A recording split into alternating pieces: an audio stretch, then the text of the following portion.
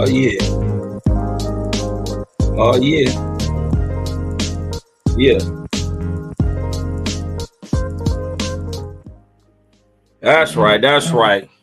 We back like a left something, it's your hostess with the most. It's burning like toast. This is Kosmon Cal in the house. Fresh back in from Ethereum, man. Just took off my moon boots and my space goggles. You dig what I'm talking about? About to put on some my looking glasses. You dig what I'm talking about? We're gonna get into Jehovah Chronicles, number 69. It's going fast. Number 69, man. Amazing, man. Jaja's good. I started this channel a couple months ago with really no desire. But my brothers and sisters, and shout to the Creator Gang, man, told me, Cal, you're a wealth of knowledge, man. Just spread your light, help people, put it out there. So here we are, man. The Jehovah Chronicles, number 69. Kosmon Reacts, man. Y'all sub, y'all like, y'all share, man. Kosmon Cal TV, man. Creator Gang is in the house. We just gonna jump in it real quick. You dig what I'm talking about? We ain't gonna hold y'all up too much long. This is a reaction video.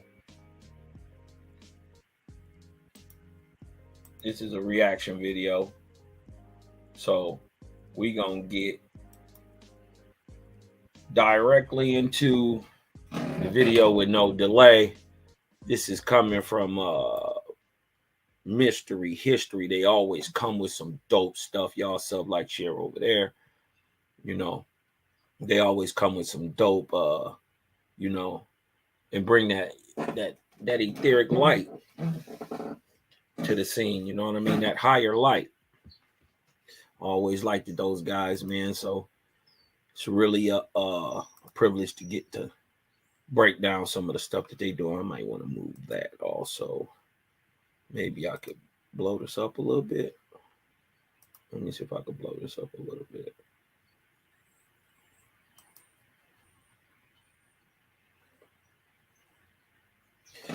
Make sure everybody can see that. Okay. So this video for Mystery from the History and Kosmon will be reacting to is ruins from before the flood. Ruins from before the flood.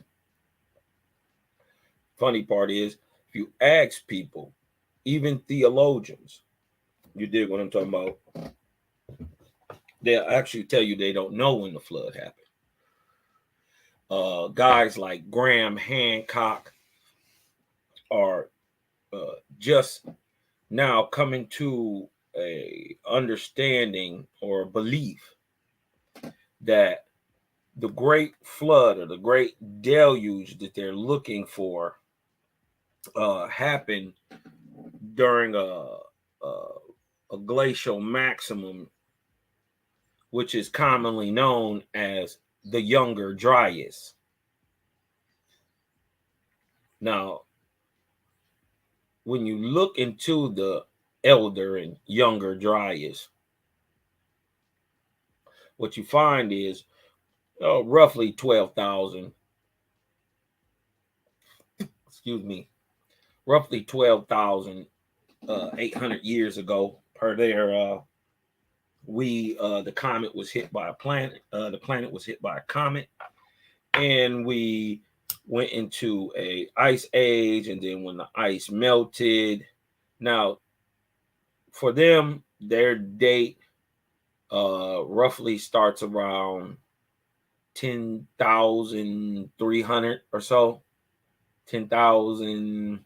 Let's just say 10,500. Right?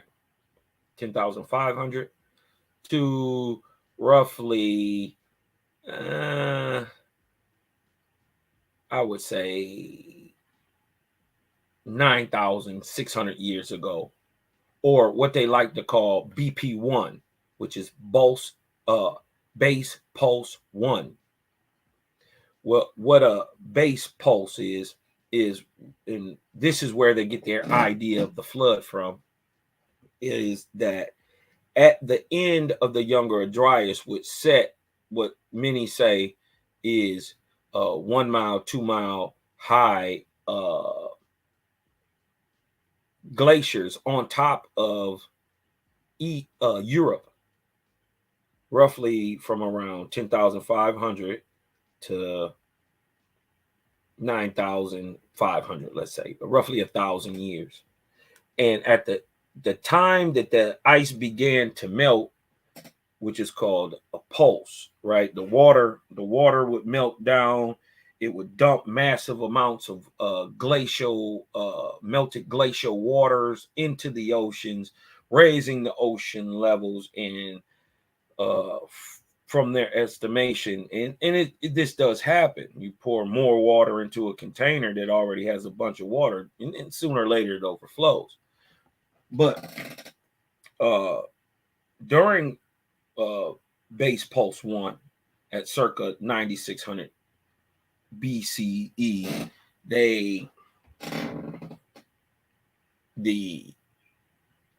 it is reckoned or absolutely known that at that time there was a great melting of ice water, and the sea levels instantly rose. This is not up for debate. This is what they can actually prove through the geological record, and it has been proven. The Younger Dryas is real. OWASP admits it. As a matter of fact, OWASP tells you what caused the Younger Dryas and when. Right? So roughly their idea of Noah and a great deluge, which I'm not going to sit here and say didn't happen, right? Because we see the sea levels rise pretty much in a geological term instantly. And what I believe was instantly, or over a matter of a month. You did what I'm talking about in geological time. That's an instance. So we see these sea levels rise. Their cause for it is that a comet hit the planet, right? And then they got new evidence, right?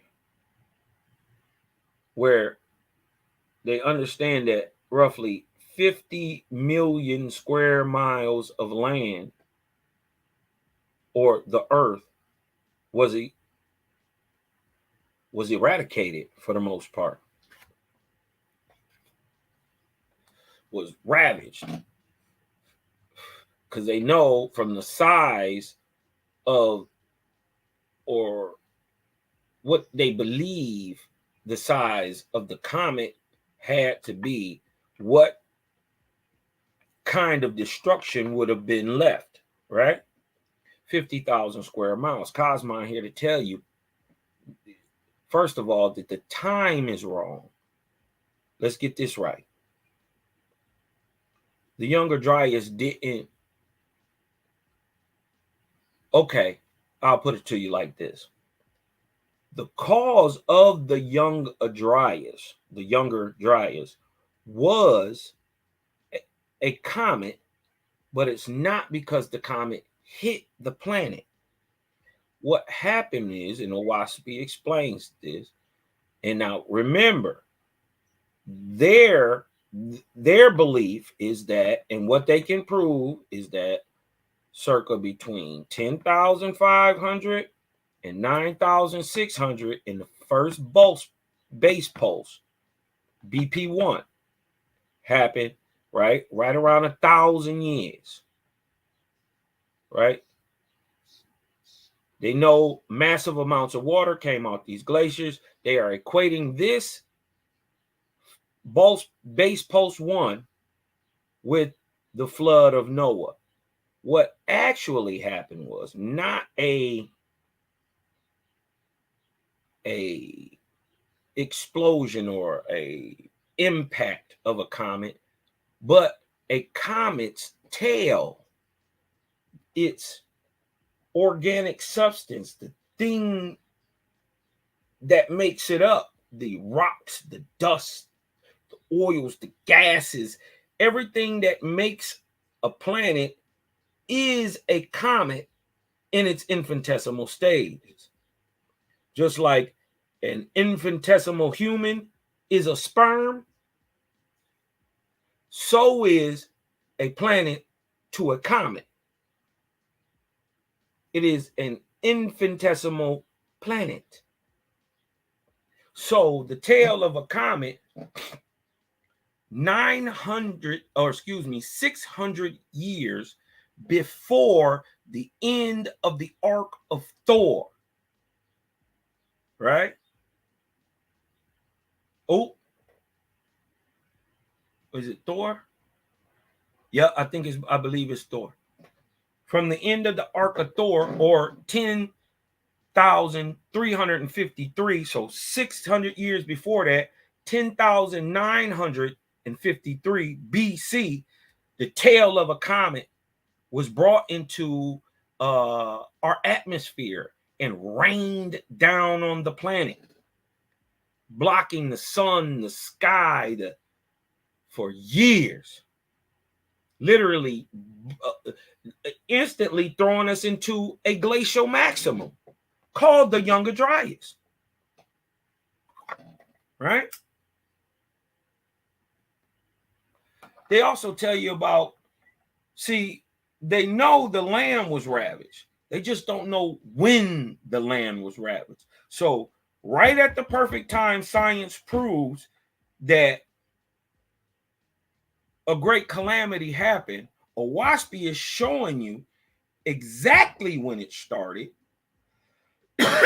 exactly when it started, why it started, and when. We look up in nature, boom, we see the Younger Dryas. How did it know this in 1881?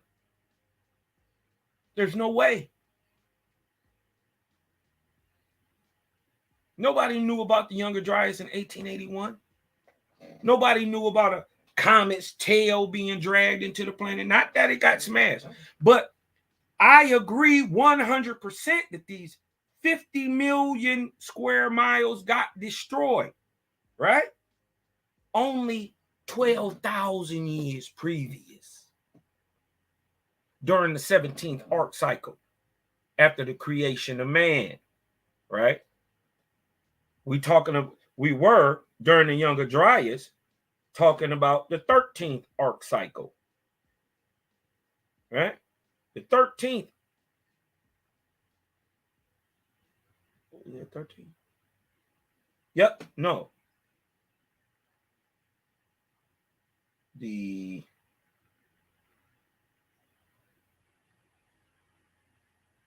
it 22nd?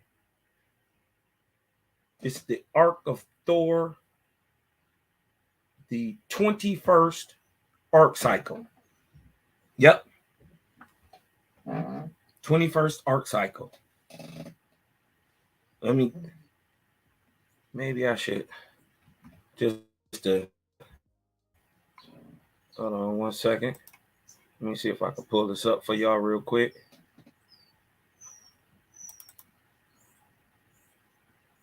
See if I can pull this up for you real fast.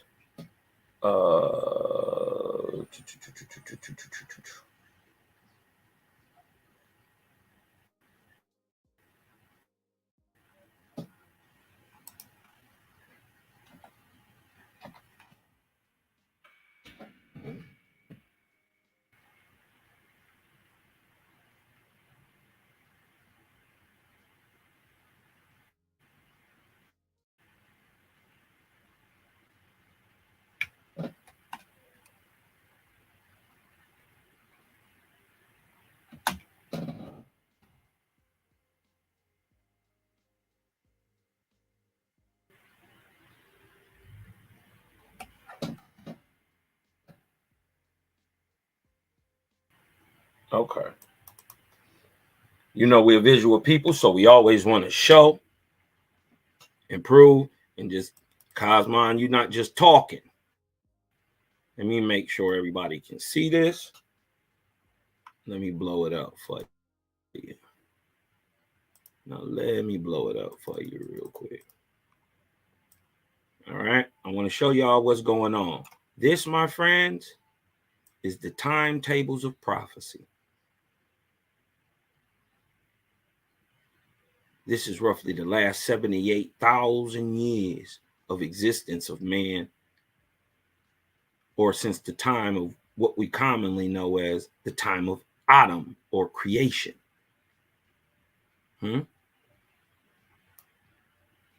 These are arc cycles, as you see, cycle, the years, BC to CE timeline, right? So we got BC to CE, but we have true timelines, or before Kosmon and after Kosmon. When is Kosmon? All the way down here. Look, 1848. Kosmon era, right? So this is a halfway mark. Kosmon is a halfway mark of the inhabitable time of man on the planet. So if it takes 24 arc cycles completed to make half, well, that means there's 48. Well, how long is a cycle? It's roughly 3,000 years. So from the time from man being created, let me blow it up. From man being created here in the very first arc cycle. Well, let me show y'all. Let me show y'all the time of who we know as Adam. Right? The very first arc cycle with the very first God, Seth and Tees, came to the world 78,523 BC. 6,000 years before that, 77,523 BC, right? Beastly man, Asu, using the Persian term instead of Adam, the Hebraic term. But they're the same word, same thing. Exactly. This is when the time where the very first men were created. In this dispensation, which is the 7th time we've been on and off the planet in the last 4.7 million years. It's rhyme and reason to all this. So if you count 3,000s, right, on average 3,000s, and then you see some of them are 32. They could be 27, but on average they're in between 2,400 years and 3,600 years. So on average, 3,000. All right, let me show this. So first arc cycle of Wayne or Wan. This is when men with spiritual ability. So they call the beast man, holy from earth, taken from the ground, Asu, or Adam. They call him Adam, right? The beast-like man. But the very first men who could think, men with spiritual ability, were created in the very first arc cycle, 71,523 BC. Remember, the time was up here, BC. That's when the very first thinking men with spiritual ability or able for spiritual ability, able, right? So Adam is a whole people. Abel is a whole people. Well, who is Eve? That's a great question. But let's get back to this. See, this is when the Younger Dryas happened. Way down here in the Ark of Thor, right? The Ark of Mos, the 20th arc cycle, the Ark of Mos. right? Coming from 10,600 years before this date. That's when the comet's tail was dragged into our atmosphere, right? So 10,953 BC, right? All the way down to 1,000, 9,000 or so, 600, 500 BC, right? Which would be in the arc of day of Osiris. We are in a glacial maximum called the Younger Dryas. Owaspie explains it and why. So, right, they think that this time, the 20th arc cycle, the arc of Mos, right, under the Orion chief, Thor, where idols were given to man to teach him of the ways of the Creator, right? They think it happened back here, but in fact, look at this. One, right here, 10,353 BC. Oh, right. You'd have been the Arc of Day, Osiris, in ending of Thor, Arc of Day. But 21st arc cycle, you go back 1, 2, 3, 4. You're in the 17th arc cycle after the creation of man, right? 600 years after this date. See, Younger Dryas, Great Deluge. How you know this the Great Deluge, Kosmon? Because 600 years after the beginning of this day, 23,153 BC or 22,553 BC, in the, hold on, look, I want to show it to you. In the arc, of Noah, 600, just like the Bible say, 600 years into the life. No, 600 years into the time of Noah comes the flood. Exactly 22,553 BC. And guess what? Guess what's going on the earth at this time? Right here, smack dab in America, too. Huh? We're in another glacial maximum. Right? But during this one, right, is when, during the ark of Noah, right, is when the great deluge that they think it happened after BP1 actually happened 12,000 years before. Right? During the ark of Noah, Noah's ark. Get it? And as it is explained, what's going on the earth right here, right? What's going on the earth at that time? We got the flood of Pan, or the great deluge, or the flood of Noah, right? Happening. I'm not guessing. I'm telling you. It happened 22,553 BC. And guess what? Right down here at 10,353 BC, you dig what I'm talking about? You're in the glacial maximum. Guess what happens 12,000 years before? Exactly. Look, 22,553. You add 12,000 to this number, and we're in an ice age. Guess what's going on right here? We go instantly into the Laurentine glacial maximum. America is under miles and miles of ice. So much ice that it carved the Great Lakes. It made it carved the land that we call New York in the inland waterways, and it mashed up everything. It ground Canada to dust.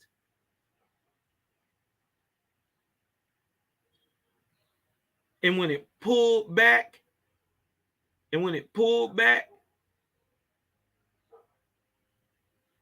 it left the lakes. The Great Lakes. You can even look that up right now. on any science thing, they'll tell you the Great Lakes were created roughly 22,000 years ago. Right when I'm saying they was. 2 artificial ice ages, one during the 17th, 4 arc cycles or 12,000 years later, one during the 21st. So science only is looking back this time. But why do I agree with that 50 million miles being smashed and leveled? Because I think 50 million miles is too small. I say, and what I prove is 63 million miles. How do you do that, Kosmon? I'm using the same technology and science they got. Nothing different. I just know where the land is that was destroyed. Remember, this is the sinking of the continent of Pond. I want to show y'all how big Pond really is, right? Why do you say it's 63 million miles away? Million miles were destroyed, Kosmon? Because that is the circumference of the Pacific Ocean. Watch this.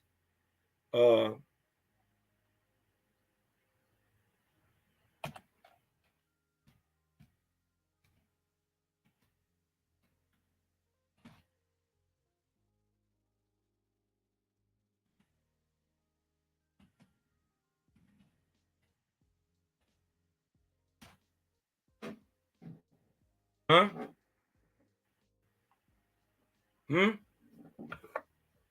Y'all think I'll be just looking it up? I just be guessing? No.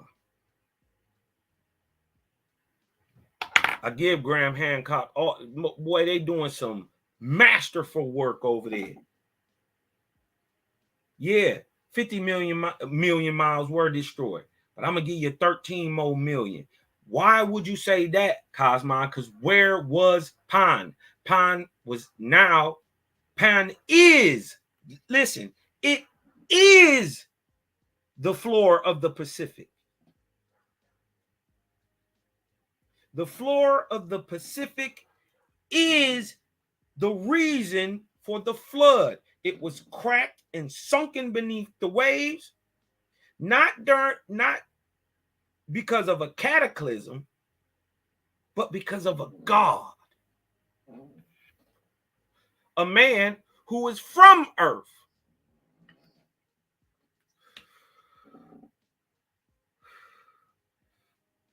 Yeah, true God at the time. Eighth. Smacked the side of the planet. This guy, during the Ark of Noah.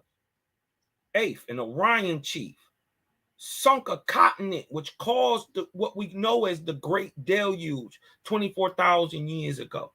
22,553 BC exact. I'm not asking, I'm telling.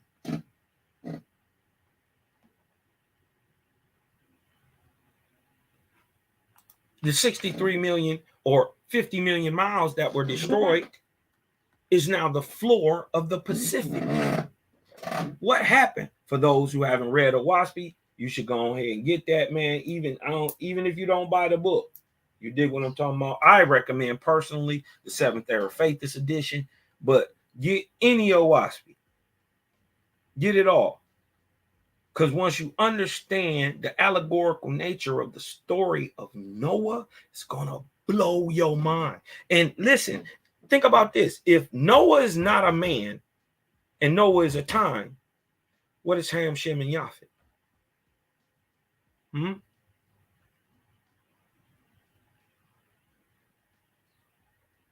If Noah is a time, what's Noah daddy? Huh? In times 2. It's a higher understanding. You dig what I'm talking about? It's occultish. It's hidden. And until you understand how to truly tell time, and the only place that I can see that you can't be trapped into the Gregorian calendar today or one of these timelines today. It's through the timetables of prophecy. And when you look through history, it shows you where things are, how and where to look, right? How could a Waspi have known? Okay, first of all, we in a great deluge. We during the great deluge, many people don't know or understand why the ice age, right? Why did it go into an ice age? A seal, like a vacuum seal, was put around a continent.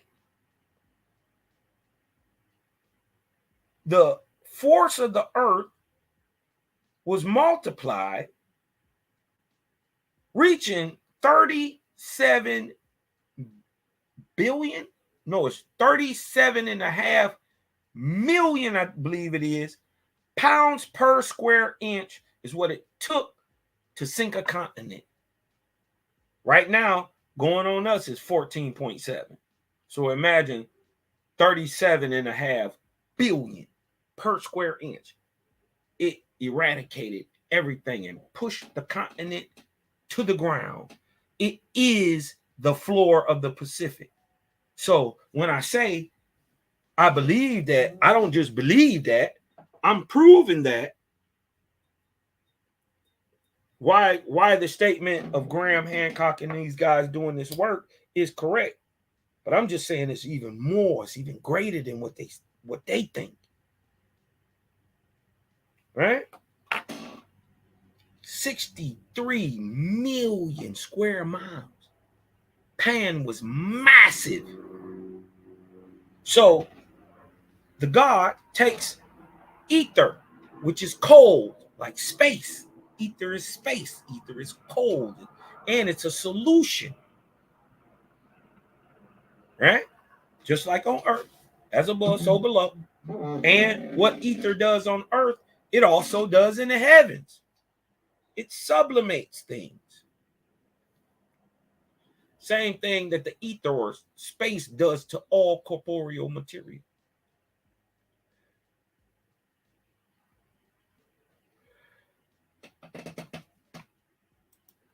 So when we're talking about the flood, they're going to be talking about this time.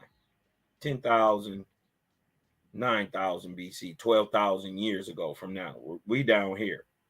We're in the 175th year of the Kosmon era. Right here. 25th arc cycle. It's a 3,000 year span of time. It started in 1848. It's going to end in 4848. Year one began in 1848. We are in the 175th year, or the year 2023. We are under a goddess. Her name is Shesivi Anathotis. She's an antithoter who takes an Orinothin.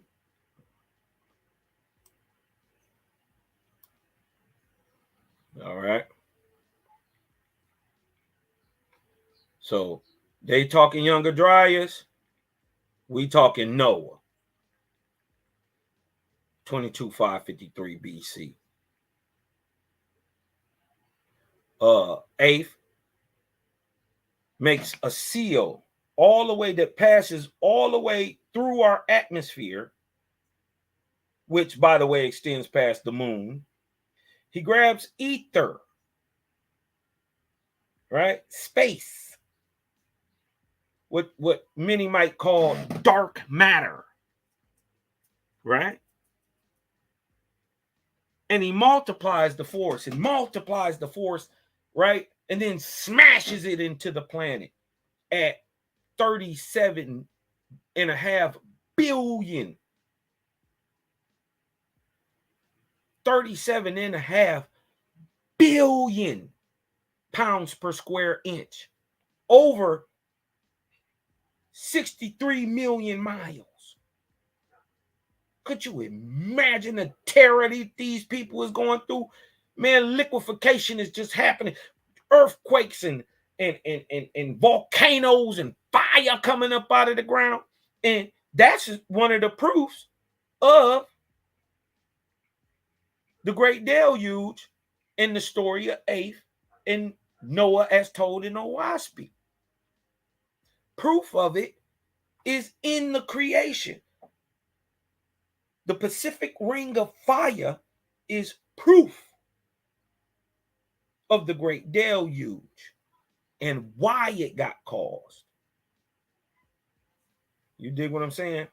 So, without further ado, man, we was just jumping it off, warming it up. So, understand the real flood that happened in your Bible, right, happened way back here. Look, Noah is an ark. An ark is a way to tell time. How do you tell time today? By arcs. Still the same. They just hid this. Owaspy and Jehovih has come back to reveal it. This is why the stories, because you were meant to learn something from it, but much of the allegory and the truth in the allegory was lost, but the tale was remembered. Right? So we coming to bring light to this on a higher level, man. Turn your vibes up, man. Breathe in, let the light in, man. So when we're talking about the flood, the for real flood, the really massive worldwide boy, that happened because the sinking of a continent and the making of the Pacific floor. 22,553 BC by your boy Aeth. He punched the planet with magnified, heated, not actually super cooled etheric material and smashed it into the planet. And this is why even today, the Pacific is on average 16 degrees colder than the Atlantic. How? How?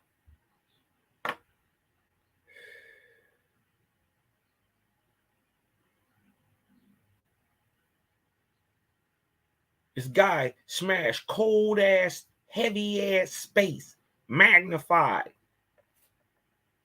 down into the continent and pushed it below the waters. This is your Atlantis. This is your Lemuria, your Mu, the Zoolandia. Yeah, that's just the southwest corner of Pan. Wait till they realize that Hawaii is sitting on Pan. It's a massive, giant island. What do you think these islands are sitting on? But I'm gonna blow your mind a little bit. I'm gonna blow your mind even back. A lot of it, and most of the pyramidal structures and mountains that you see on the floor, let's say like in the Marianas Trench. Well, what caused the Marianas Trench? What cracked the continent?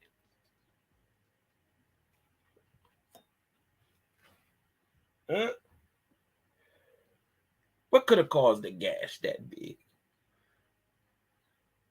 37.5 billion square pounds per square inch. Yeah. Magnified through, what was it, 250,000 ships, 150,000 tons. So listen, this dude Aeth was not playing. You know what I mean? So when we talk flood, remember, real flood, Laurentine glacial maximum. The lesser flood, regional floods, that's Younger Dryas. They're 12,000 years apart. 122, 110.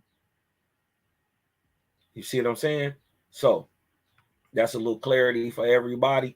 So when you listening to these stories, you can start wrapping your mind around a time and think about it.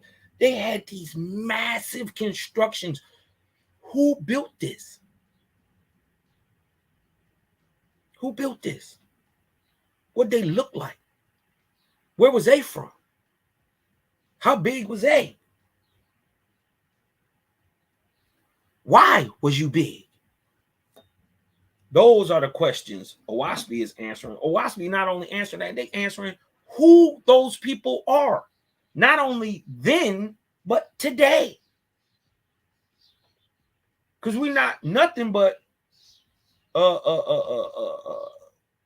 genetics that were passed down from our forefathers, going back to the beginning of creation. You only here because 2,000 years ago, some of your ancestors exist. They was only there because 10,000 years before them, some of their ancestors exist. They could have only been there, right? Because 20,000 years before the guys who was 10,000 years before the guys who was 4,000 years, there was somebody there too. So we just passing this knowledge, this collective down, and we're getting to a time that we're gonna start having to bring it together, y'all. You dig what I'm talking about? Shout out to the Creative Gang, man. Just know you're a little step ahead of the game, and it's all coming, and it's all gonna be organic. There ain't no forcing this, but it ain't no stopping it neither. Let's get into this mystery history. Kosmon reacts.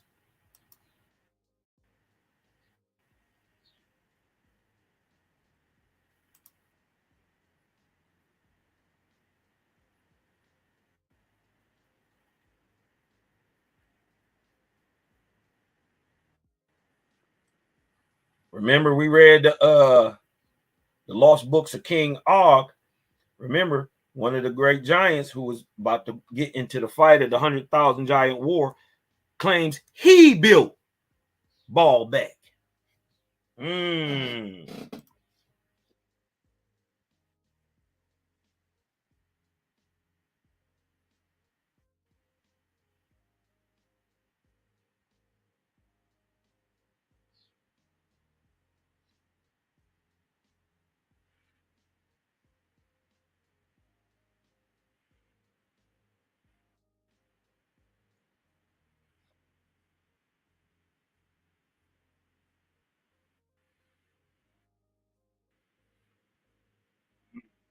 I don't know about that. Look at this. Look at this. Who does this?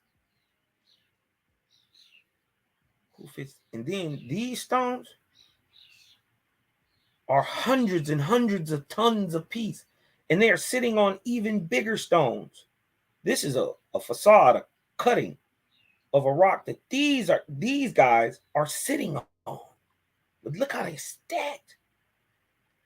How do you do that?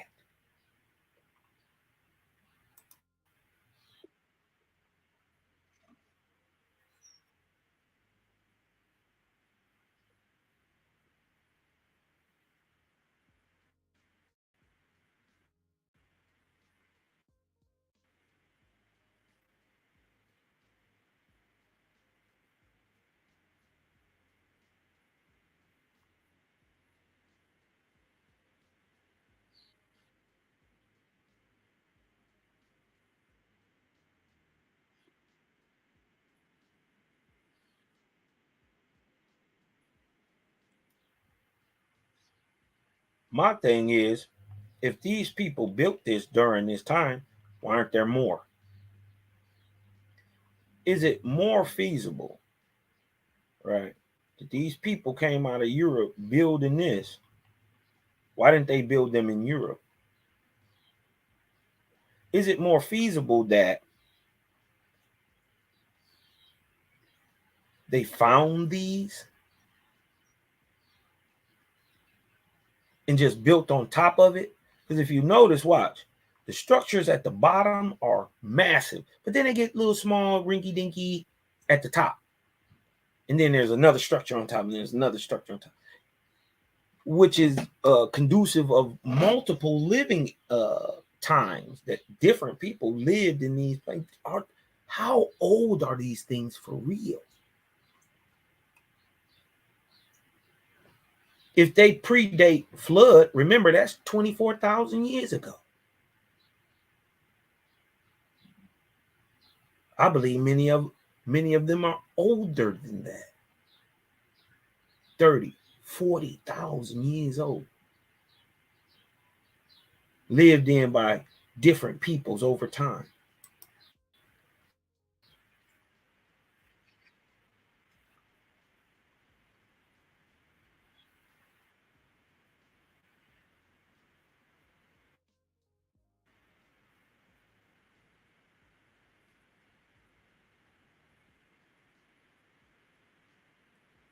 Look at that.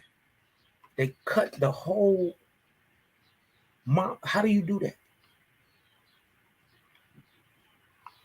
They cut it from the top down. How you know? Because the top is smaller. They cut down to here.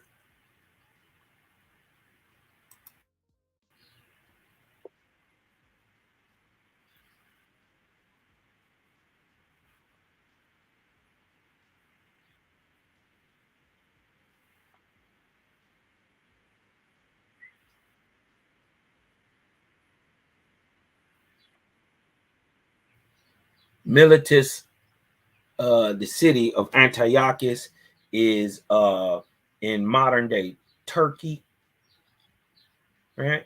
And was anciently called Ionia. Miletus is the most southern city.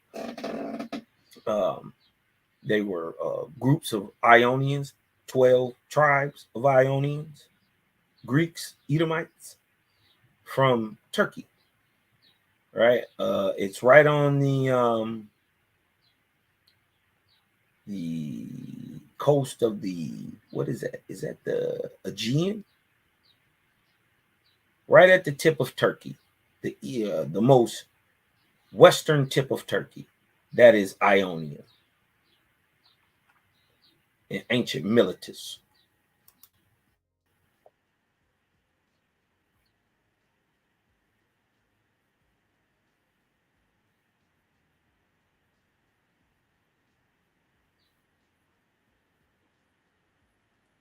I just want y'all to see this is a cut stone. Look, that's one stone. Who? Huh? And look, they set this one on these. How?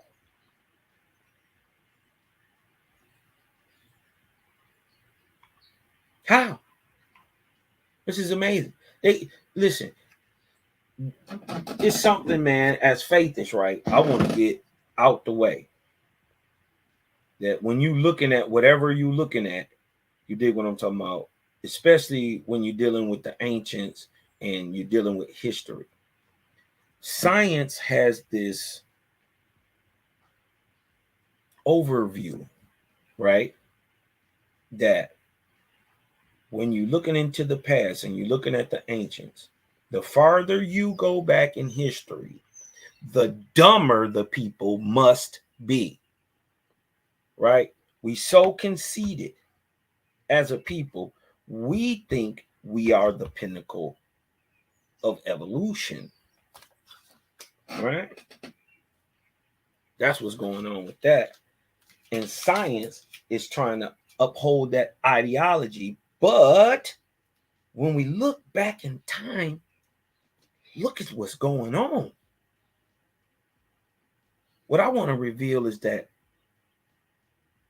just like we are perfect for our times, the ancients were perfect for their times. Just think about this. Let this sink in, because a lot of people don't think about the climate 10,000 years ago. They don't think about the climate on the earth and what was the the,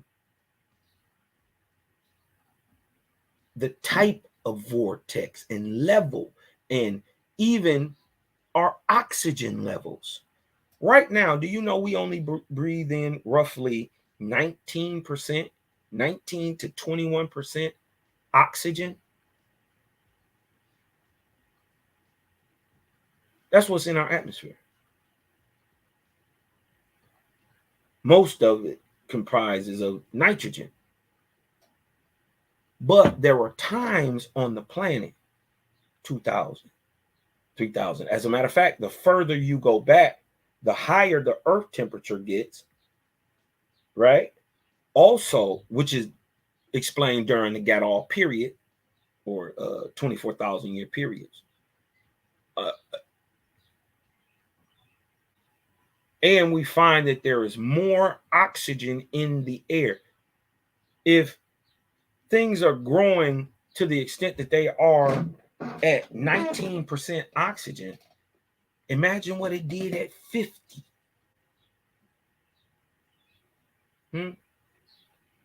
Imagine 20,000, 24,000 years ago, 30,000 years ago, when it did it at 75% oxygen, right?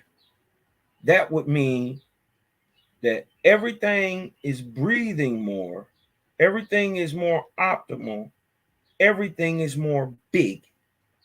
Now, we look back into time, right? And look at what was on the planet, and we find megafauna everywhere, massive serpents everywhere, massive, terrifying fish everywhere, trees everywhere. You couldn't imagine if trees produce the oxygen that we have for the most part right now on the earth. Could you imagine them quadruple the size?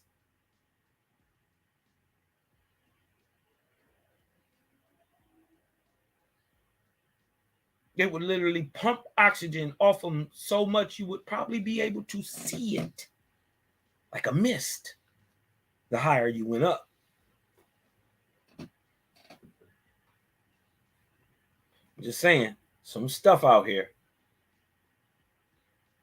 But look, the crazy part is Jaja telling us this stuff is happening. Then we look in time, we see these large ass everything. So everything else large. The man large, the trees large, the plants large. I mean, the animals is large. So the man not gonna be large too?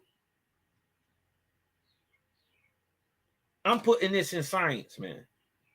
Kosmon, the very first person to ever put this in science. Homo sapien gigantes, aka the Ahuan. Right? This is your great builder. And he dominated the world for a long time.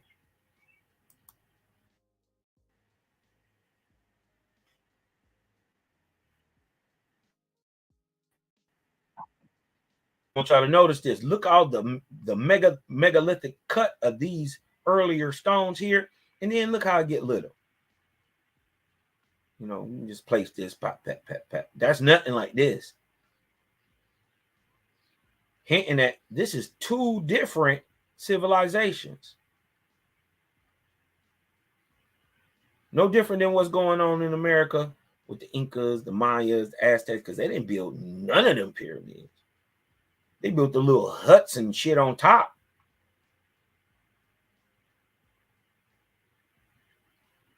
They didn't build none of that. They found those places.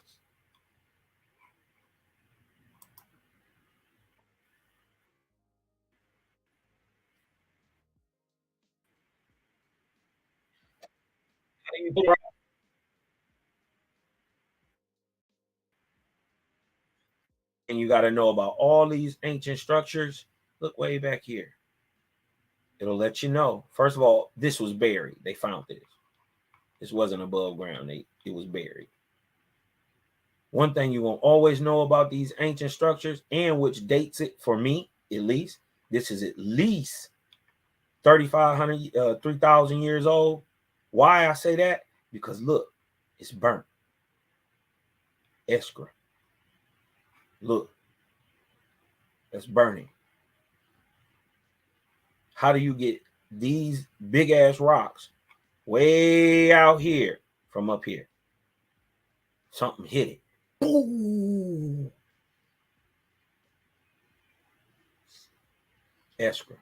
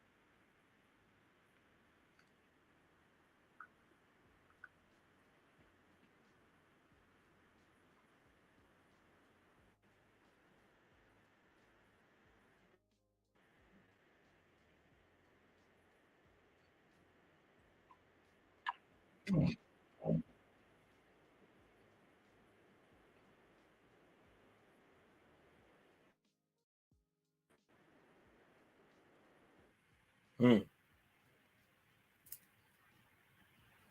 100,000.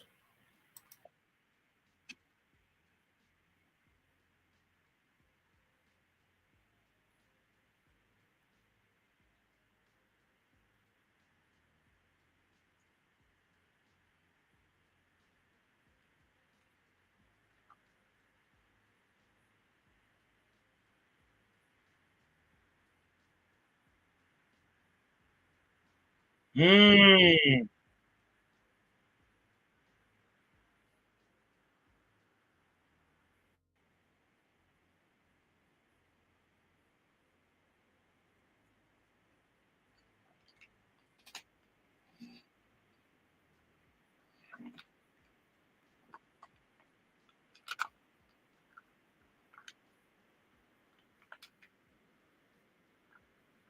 I don't think nature makes bricks.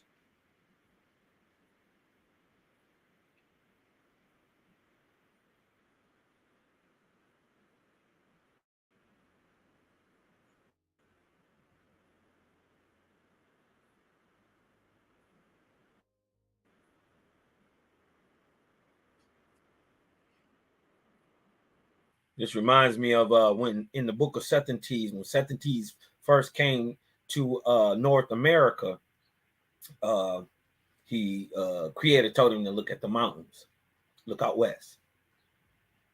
You know what I mean? And he looked and he saw. That's what it says, right? And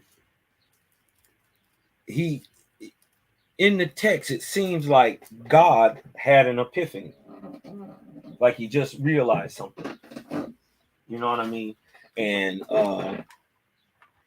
he says, "Oh, basically, I see the layout of your plans now. You know what I mean? Being a God, you're able to, you know, foretell time and see the rise and fall of nations and peoples. You know what I mean? Pre and advance. Because if we looking forward and backwards with the timetables of prophecy, what true God doing?" So he looked towards the Rocky Mountains and he seen something. He seen something. And he said, "Oh, I believe I know what he's seen." Because the next thing he says is, about the rise and fall of nations. I think when he was looking at the Rockies, I think anciently they may not have been what we call mountains, but were lived in like buildings. And what we're watching is, or what we currently have as the Rockies, right, was once a living structure, temple structure, whatever you want to call it.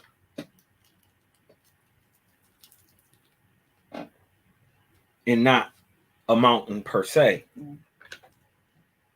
but a mountain that was carved purposely to be lived in for very large men. They got ancient stories over here from the Aboriginal Americans. You dig what I'm talking about? The Amerindians that say, shout to the Algonquins, man. That say that certain peoples lived underground at certain times. You know what I mean? So, with that being said, you know what I mean? I guess it's not too far fetched that, you know, if people can live on the ground, they should be able to live in it and above it. Hmm. Just common sense. You know what I mean?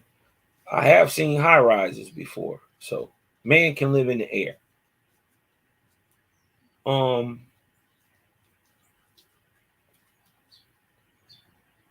you know, they say there were cavemen, troglodytes on the planet who lived in caves and holes in the ground and such, and even a Waspi admits as such.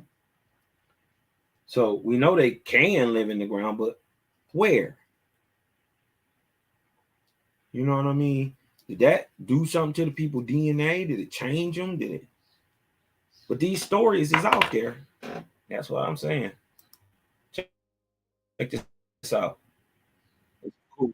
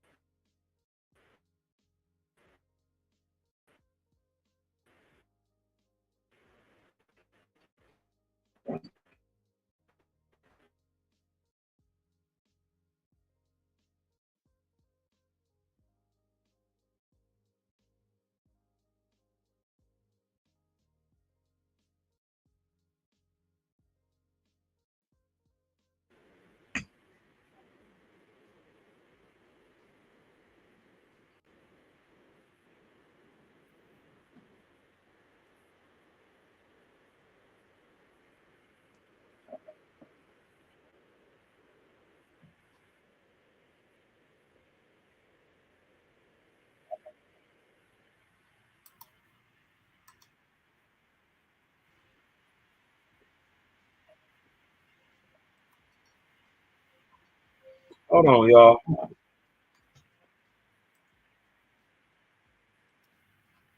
Let me make sure.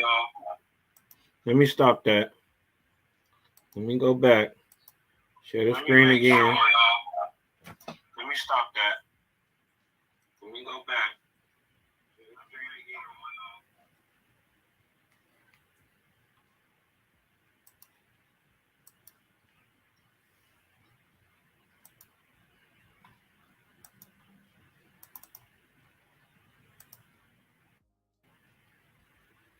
Can y'all hear?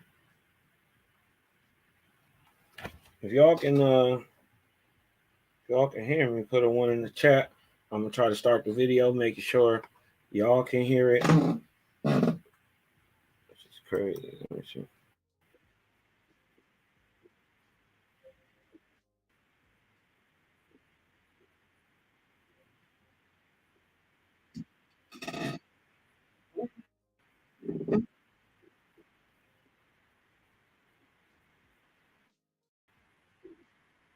Okay.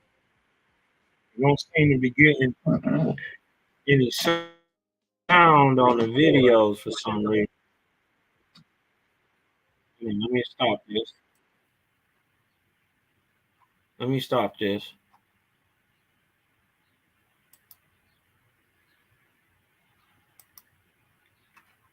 Let me stop that. All right. Okay. Let me just make sure my sound is good. Can I be heard? Hit me with a vortex in the chat if I can be heard, man. It seemed like the video was not playing. So let me see if I can open it on a different screen. All right, and share it from there. And hopefully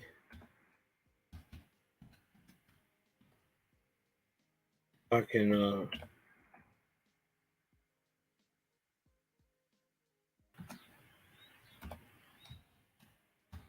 get it together.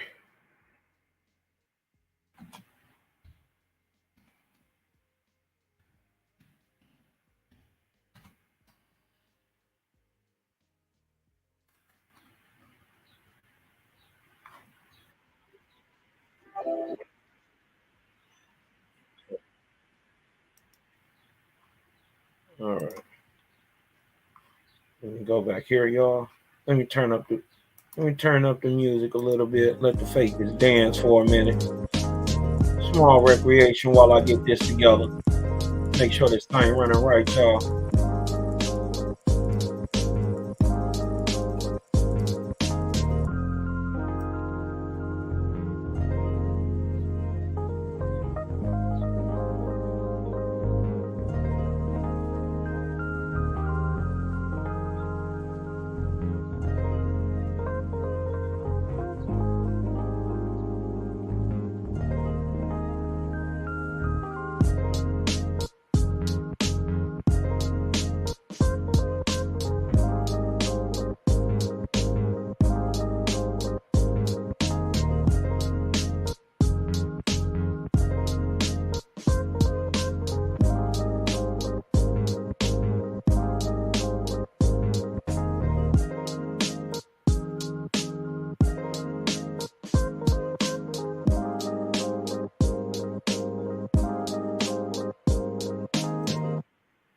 Oh yeah, now let's see if we can get it together this time.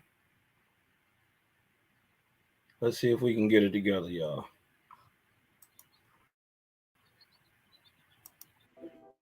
Through our program, we're able to ensure that our community has access to good, healthy food. All right. Okay. I see some vortexes in the chat. Let's face it. Low colony plan from Share Builder.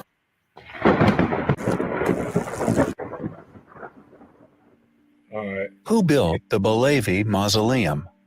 There are many as yet unexplained ruins which can be found within modern-day Turkey. The temples of Baalbek, the Patera pipelines, among many others. Yet the Balavi Mausoleum, like the other most astonishing ancient structures, are overlooked. It is a monumental ancient structure, located near the province of Izmir. The second largest ancient mausoleum in Anatolia, which, predictably, academia contends as a tomb, dated from the Hellenistic era around the 3rd century BC. Like many other of the wondrous ancient structures to be found within antiquity, it contains astonishing, precise, as yet unexplained unexplained architecture, indicative of a lost knowledge, thus lost civilization. The Belivi Mausoleum has seemingly survived the eons, still possessing an array of compelling features, which fly in the face of current academic explanation. How did an ancient civilization, even as academia claims, was placed a mere 2,000 years ago, accomplish stonework, or indeed accomplish such precision in the placement of such enormous ancient stones? It is known as a tomb because, like many of the other structures that were clearly of an astonishing nature at earlier times within history, were undoubtedly chosen by leading individuals as their place of burial. With the ruler of the Seleucid dynasty, Antiochus II Theos, his nickname, meaning God, was given to him by the residents of Miletus. Antiochus II died in 246 BC. This body, and indeed his rather modern legacy, has allowed academia to claim a date to the construction. However, the advanced precision techniques involved in its original build are, fortunately, still clear for all to see. Indeed, the Belivi Mausoleum could have once been the burial site of an important person. Yet we feel that this original individual dates from a time far before anything academia would ever permit the admittance of. The chamber, or sarcophagus of the mausoleum, precisely carved from solid rock, had a square plan with a length of 29 meters and a height of 10 meters. From the outside, the rock obscuring the mausoleum was covered with marble slabs. The marble was traced to a quarry in the vicinity of Ephesus. Yet to complete the decorations of the mausoleum, up to 2,500 cubic meters of marble had to have once been excavated. There was also once a second level, surrounded by 28 columns, although over the eons, this has virtually turned to dust. When completed, it would have formed a steep pyramid with a statue crowning its top. The Belivi Mausoleum. Was it once an elaborate ancient tomb? If so, who was buried there? It is undoubtedly highly compelling. Over 100 years ago, a curious discovery was made in a town now named after this Upart, Rockwell within Texas. An ancient wall was unearthed, and although it was clearly of an artificial nature, its possible age predictably made a number of people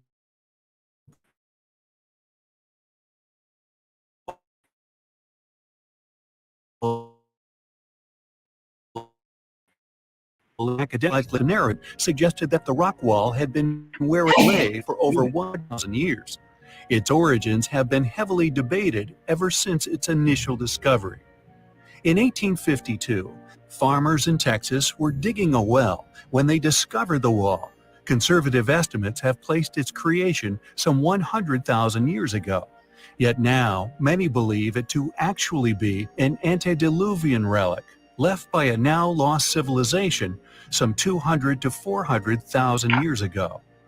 Dr. John Geisman of the University of Texas, Dallas, tested the rocks as part of a Owaspy gives hints or makes claims that man has been on and off Earth for roughly the last 14 million years. Astounded. So, could they be much older than 100,000 years? Yes, because especially when it is that Owaspy is stating that man in his current state today, right now, is only not even 80,000 years old. So who would have built them structures 100,000 years ago? I believe they're much older than that. What if they're 500? That actually they're 432,000 years old, which would be the last time we were in a Eochian age, or optimal time for man to exist on the planet. Before this current 144,000 years would have been 4, which we're halfway through, would have been 432,000, or what they call a Kali Yuga. You dig what I'm talking about? The Kali Yuga. Shout out to all the Brahmins, the Vishvedi or the Vedics. Shout out to the Tamils. You know what I mean? Shout out to all the faithists of India, ancient Vindu. You know what I mean? Ancient Shem. Shout to Persia too. History Channel documentary, giving credence to the denial of its artificial origins, suggesting they formed where they were, claiming that they were all magnetized in the same way. This tremendous age has led many to believe modern paradigm by a man-made origin, as this does to corroborate with the Bering Strait theory and currently upheld timelines in regards to evolution. However, there are others in similar fields who have found curious characteristics of the wall which do indeed suggest artificial origins. Geologist James Shelton, for example, and Harvard's architect John Lindsay have focused on its unique design features, including architectural elements, archways, lintelled portals, and square doorway and window openings, which all suggest not only artificial creation, but functionality for humans, which nature would simply not create. The depth or past height of the wall is also an impressive legacy. The family of T.U. Wade, who moved to the area and initially made the discovery, dug to a depth of 40 feet to try and find the bottom of the wall. This excavation, however, was abandoned without finding the bottom. Years later, in 1949, Mr. Sanders of Fort Worth took up the baton and continued excavational exploration of the wall, finding a number of megalithic stones at considerable depth and weighing several tons. After bringing them to the surface, mysterious pictographs were found upon them, further supporting the thesis of artificial origin. In addition, curious metal rings of modern composition were found embedded in rocks, suggesting the presence of lost technology. It would appear that the wall is indeed an antediluvian relic, one possibly submerged and subsequently buried in ancient... Remember, when they say antediluvian, they're talking about the flood, right? They're talking about the great flood of Noah. They keep hinting back to that. That's 24,000 years ago. Even though that's crazy long ago, it's not as long as they think it is. The great flood, the one that they looking at, the one that they can prove happened, right? During the Laurentine, right?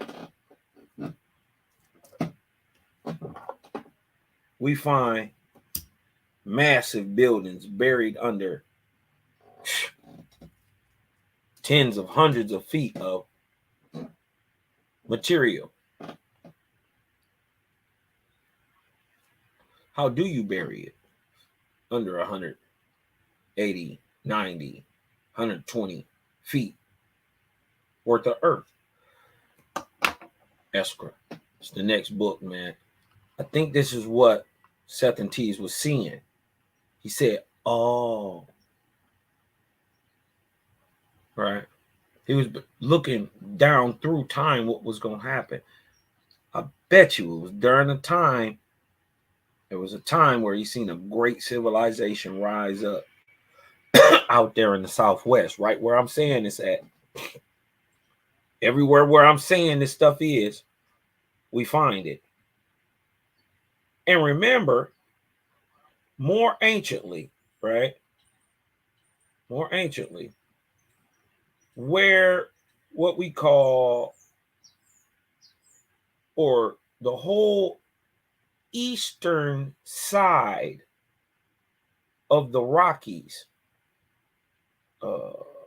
Arizona, Texas, Louisiana, Arkansas,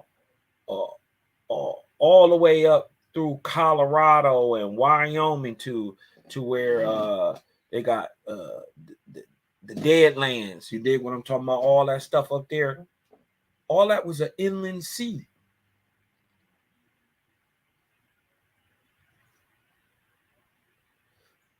So, yeah, this stuff is ancient, but probably not as old as they think. I say, this is just what I say. Just what I'm just this but I'm saying this by the synopsis of 16 cycles that in that early ninth first civilization, circa 48,000, 50,000, 50 to 45,000 years ago, when that very first civilization came, they was very high raised. They had everything we had and flying machines. They boated around the world. Well, actually, you don't need a machine to fly. That's what our ancestors understood. That's the energy and the understanding that a Owaspy is bringing out. It's on you, right? We know why the man can fly now. We understand spiritual interaction. It's not the man, it's the stuff coming through the man. You dig what I'm talking about? So that's why the dietary law is so heavy. It's just about being like being a pure sieve to run the spirit through, if that makes sense. And sediment during the Great Flood. Modern studies have found the wall is in fact 6 stories tall and 20 miles in length, with a number of individuals now attributing the wall to a lost civilization giants due to its inexplicable nature. Quote, "It is good when examples like rock wall appear that test our abilities and cause us to question basic Newtonian mechanistic assumptions that have not been modified for over 150 years. Physics had to abandon this approach at the turn of the century, opting instead for relativity and quantum mechanics in order to further their understanding of matter," and said James Shelton. From Whoa.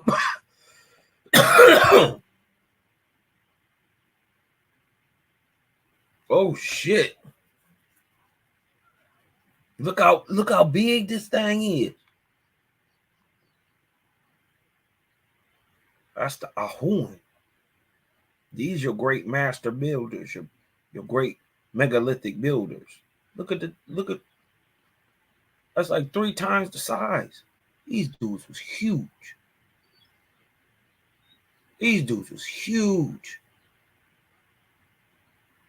Have y'all ever seen a bushel basket?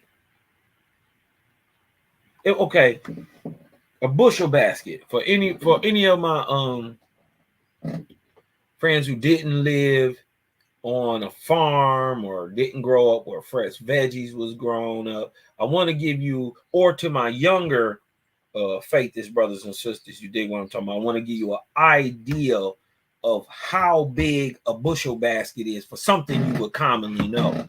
You know those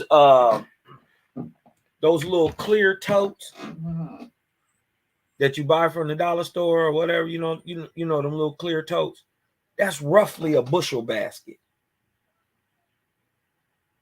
You see what I'm saying? That thing is big. That's your head. That's your head. You a big whopper head. Your head big in the mud. That's because you big in the mud, man. Meet your ancient ancestors, man. The giant Ahuns, the great builders. Not the mound builders, but the builders of these great ancient structures that we see. These mountains that's been carved up. Can you imagine what's under the ground? When you understand escrow, and that's why I gotta bring this out, man. It's gonna be different. You know what I mean? I'm writing a book on escrow because it's too much. It's too much. You know what I mean? But it explains a lot. It explains a lot. It is a relic which we find highly compelling.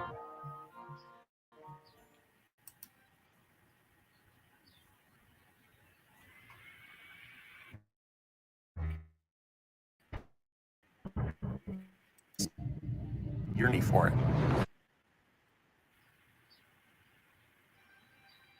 Here at Mary, we cover the... Come on, man. Who put these up? Look at that. Who cut that? Well, I know a giant who said he did it. He said he did it. He literally created, he said, what was going to be the greatest structure in the world dedicated to Baal in this area.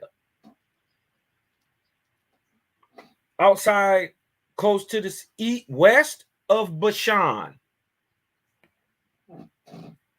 He was going to build the greatest structure ever to Baal and call it the city of Baal. And we find Baal back, which means the city of Baal. The great, hold on. I'm going to just tell you like this. Baal was the dude everywhere because he had many names.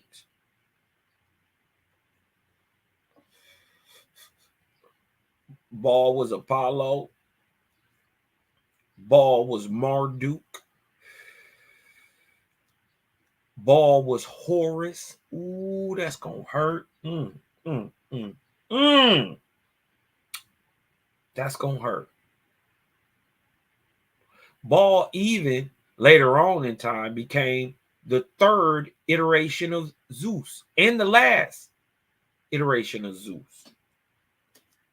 You dig what I'm talking about? He got thrown in hell 312 AD by Allah.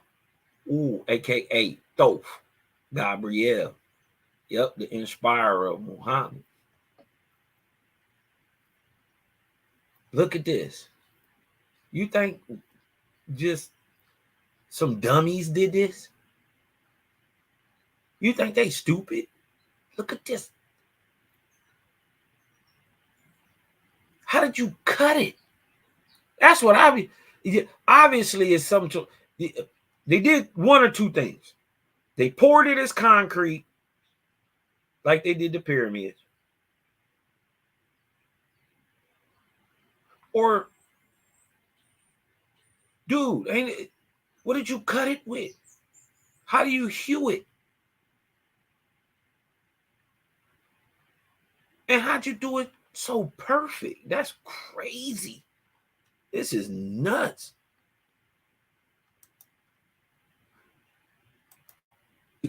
Unexplained areas of antiquity, either ignored, avoided, dismissed, or simply given an incomplete or often illogical historical lifeline of existence by mainstream academia, particularly those which we have covered of significant size, quarried from many miles away, now often immovable, and once transported and either erected or placed atop one another seemingly effortlessly.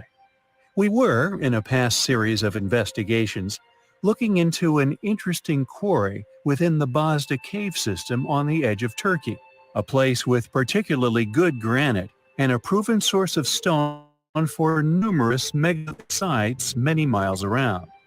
Later proven by us via the preserved linkages in tool marks to have been used by more than one group, as if they had coalesced at this particular site. Yet, as mentioned, we have long argued that not just one advanced civilization capable of moving and cutting these incredibly monumental megalithic stones have been and... I want to just get y'all to notice something, though. Whatever they was doing, right? Look at these striations. It looked to me, I'm just saying it looked to me like this is a some sort of scraping or a carving. You dig what I'm talking about? But how do you carve it like that? What do you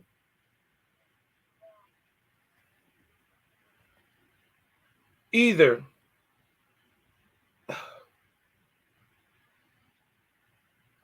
you had a tool so sharp. Look how it's perfect. You know what I mean? This stuff is still standing. But look at the tool marks. Watch this. I'm playing a little more. Advanced civilization capable of moving and cutting these incredibly monumental. That's the great obelisk in Baalbek. Look, it's the same thing. You find this in India. You find this in America. You find this in China. The great terracotta army. When you go look on the walls that it was the cave that it was found in, it looks just like this. Exactly. And it's in a pyramid. Wait till they figure out and find out that the oldest of the oldest stuff, I mean the real old good stuff, is in China.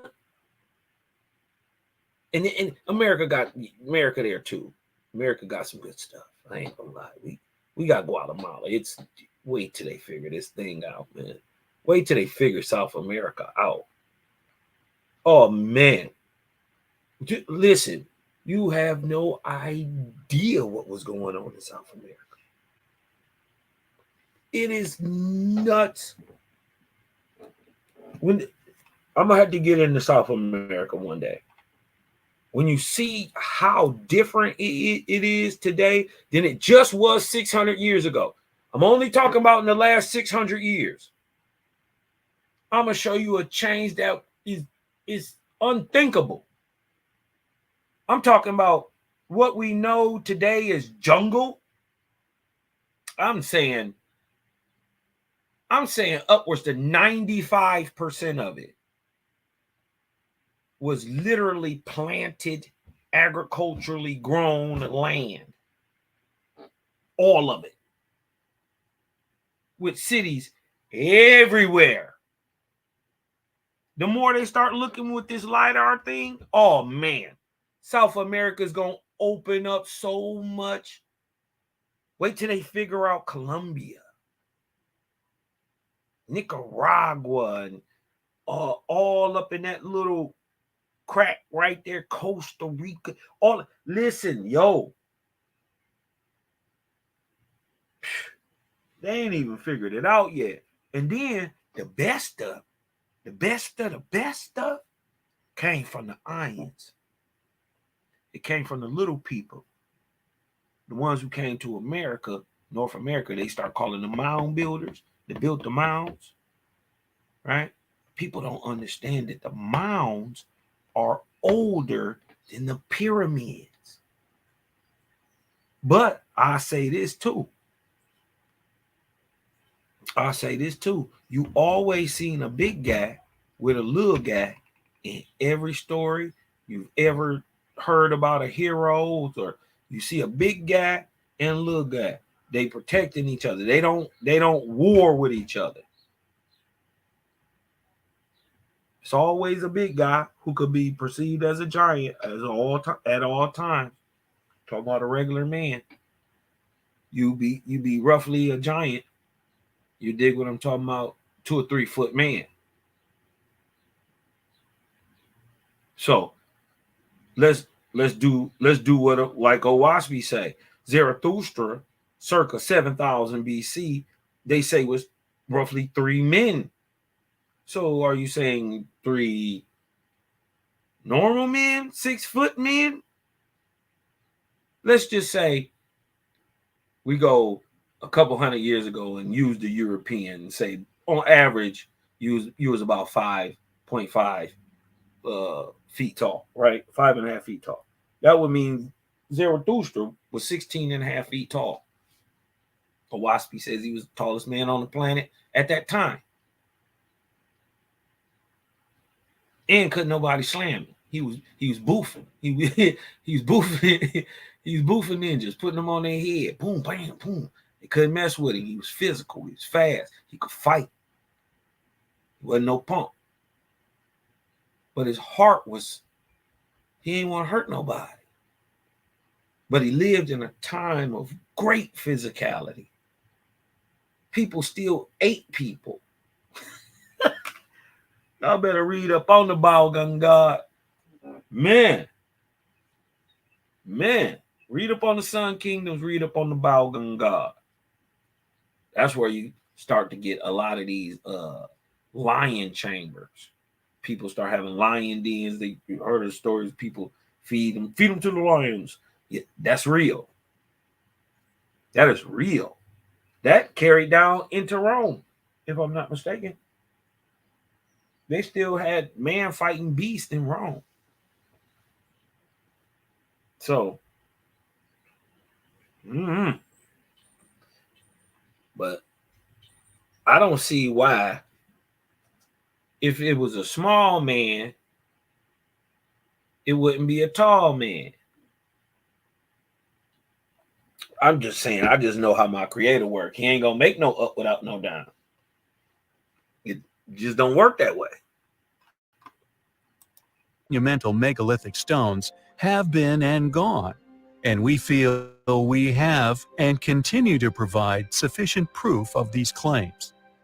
The Colossi of Memnon, said to have once sang at sunrise, are both. Y'all check out the story of Memnon. Memnon's mother was a goddess from Egypt. He was said to be half man, half divine. You dig what I'm talking about?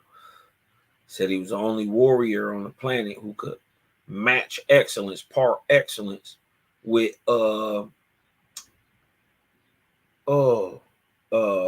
Achilles. And many say this is a life-size representation.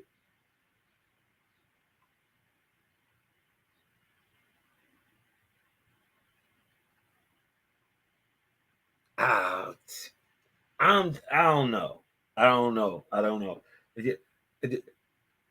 I'm just saying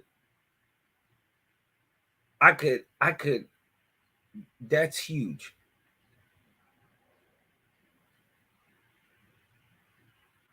But think about it. Look at the statue in comparison to the earth. It's still small. I guess it's all point of view. It's crazy. But yeah, this your boy Memnon. And had not Zeus interfered, he was about to kill Achilles. And Zeus interfered when he told the gods, don't interfere, and turned them into giants. It made them fight, or let them fight. This is during the Trojan War. Owaspy reveals the Trojan War is roughly around 1750 BCE. Right? 1800 to roughly about 1750 BCE, Trojan War. Troy was demolished. You dig what I'm talking about? Troy got smashed. And then Troy got Escher. Why do you think this shit look like this? How do you melt it like that? Hot. Fire. How do you make a desert? Huh? I know. Both made of stones, thousands of tons in weight, yet are eroding to dust along with countless others, yet clearly once precisely cut, just like all the other stone ruins we cover worldwide. Yeah. They said he was from a colony. He was the king of Egypt and Atlantis, a colony which was west of the Pillars of Hercules, which they say is the mouth of the Atlantic. So that's west. The only continent we know west is America. But the crazy part is, remember, we read the Lost Book of King Og. There was a giant from America, from the land of the hot lands. And we remember the hottest lands in the world is in America. On average, ooh-wee, that's America.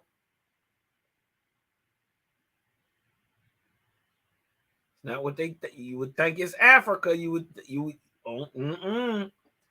it's in America. And his name, listen, I know we talking about they saying Memnon ruled Atlantis, right? And they name it Atlantis in Egypt, but in the Lost Book of King Og, remember the guy who came from America was named Atlan. Atlan would run Atlantis. Is Memnon, Atlan. Atlan is admitting he is a giant. I'm going to war with Og against the Nephilim. This giant stock called themselves, or biblically known as Raphaim. The only difference between a Raphaim and a Nephilim is that the Nephilim, this guy, circumcised himself. The Nephilim ran under a guy named Nimrod. And this guy, right, who they said is Memnon, could possibly be Atlan, is probably for real King Og.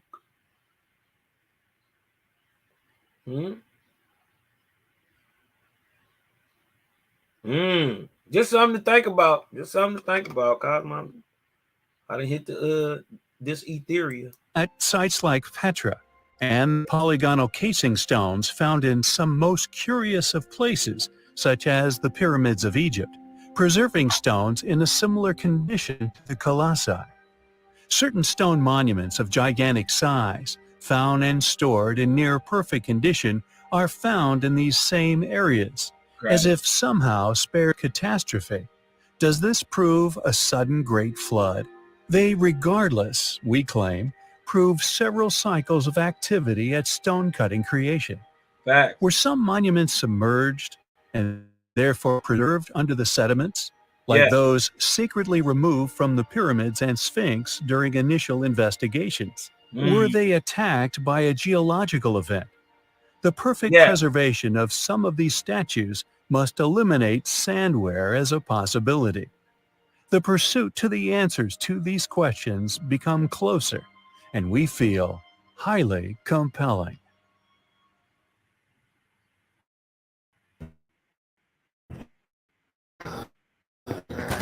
Hey.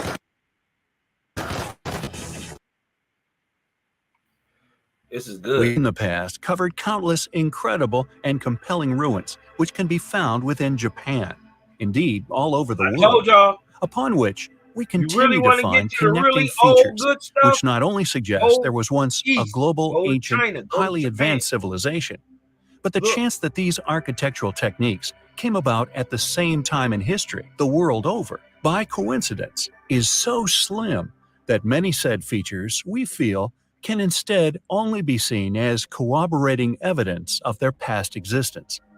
Metal clamping techniques, enormous ancient megaliths, false doors, and yet to be fully understood polygonal masonry techniques have now been discovered the world over, and Japan is of no exception. Along with the polygonal masonry found upon the foundations of many temple sites, There is also the ancient fortresses of Okinawa, which also display the same uncanny ability as other sites globally, constructed of seemingly random-shaped stones perfectly placed atop one another. Katsurin Castle, Zakimi Castle, among many other Gusuku castles or ancient fortresses found upon the Ryukyu Islands within Japan, all contain this same ancient masonry technique. It's everywhere in the world.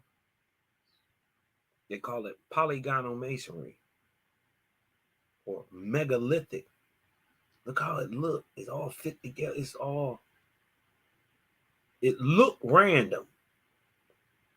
But look, it withstand hurricanes, earthquakes, but it's stone. How do you do this?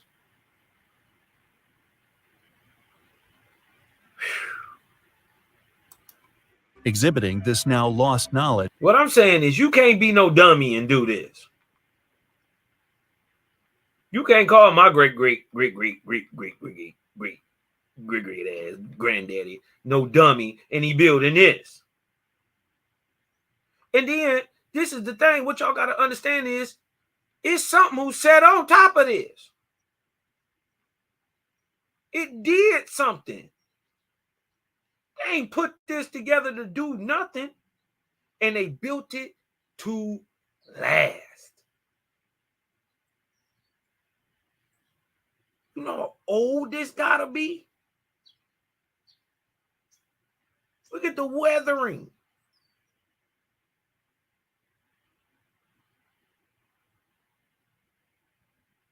What?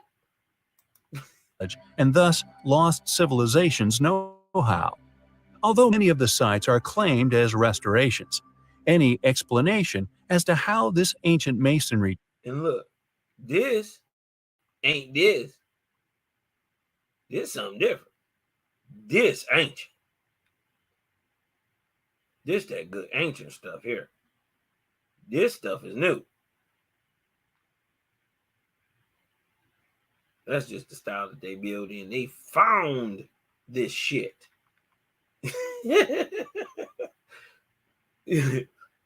Yeah. They found it. Their ancestors found this shit. They built a house on it. Damn, this is a big ass castle. Wonder who built this. They didn't know neither. Technique was replicated within modern history remains unexplained. We must then presume that the ancient sites which exhibit this lost technique have remained intact for untold millennia and have subsequently been misdated as constructed within known New World antiquities. Found upon such ancient Sun sites Kingdom was located in within Peru, Asia Egypt, first. Greece, Turkey, Lebanon, even as far as the They got the notoriously super remote duper high Easter Island, society first. these And sites at the time, all they still exhibit had the the same biggest lost people in the masonry world. technique. How can Came we out of continue to Asia. take these Now they discoveries breed for the smaller. granted, Crazy. dismissed by academics, simply due to modern paradigm, absent any logical argument to explain or indeed disregard this proof of a now lost yet once global super civilization having once been responsible? They must continue to rely on the Bering Strait theory of human migration and ignore any site which is indicative of not only earlier construction, That whole but Bering matching Strait, man, characteristics listen. with other sites the world The over. whole Bering Strait is a land grab. Listen, if they can keep making y'all believe that the modern Native American, which wasn't even a term that existed before 1968, there was no Native American that come out the Know Nothing party. And they got that with civil rights that you fought for. You dig what I'm talking about? I'm not mad at nobody, but you got to cut me in and cut it out, cuz. For real. You got to cut me in. You dig what I'm talking about? Because y'all know what y'all did. Don't get me. I just want to go over there. I don't even, after y'all get me, I'm gone. You ain't got to worry about it. You dig what I'm talking about? I'm okay with triple citizenship. You can give me dual citizenship, triple. You can't. It is what it is. I'll get out your hair. Trust that. According to said theory, simply could not have been visited by ancient civilizations, long argued as a feat which ancients were incapable of. The evidence which contradicts these claims, however, can be found still in existence upon these ancient sites. How old are the ancient fortresses of Ryukyu Islands, Yeah. or indeed the other polygonal sites throughout Japan and the rest of the world? Who were responsible for these incredible sites? We feel simply dismissing the evidence which shows they were the work of the same civilization is not only illogical, but is a great example of the ignorance of mainstream-funded institutes in regard to a possible lost chapter in human history. It is a journey of discovery, which They only hiding it because they know. They're acting like they don't know. They know. Many of these people don't want to lose their jobs. You dig what I'm talking about? You get to talking about the Smithsonian or something. You dig what I'm talking about? These people get to quaking in their boots. You gonna lose your job as a scientist. You dig what I'm talking about? Is it worth going against the status quo? Not the status quo, but to push an idea that could, even though it's real and it's something different and something, just because you're going against the grain, you can get wiped out. People, you know what I mean? That you got to weigh that. Well, see, that's the difference with me. I'm a faithist. Boy, if I brought this forward, I'm rocking with it. I'm going all the way. I don't care who ain't with it. If it's making sense,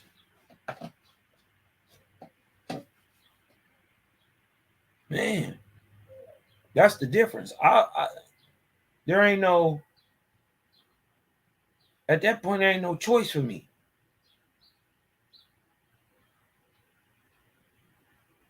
find highly compelling.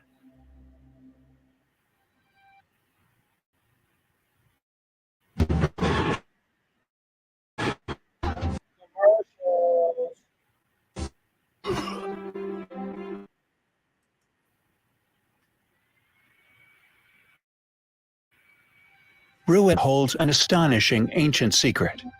Located within the Mediterranean, it is the only inhabited island within Syria, and we believe was once an awe-inspiring fortress.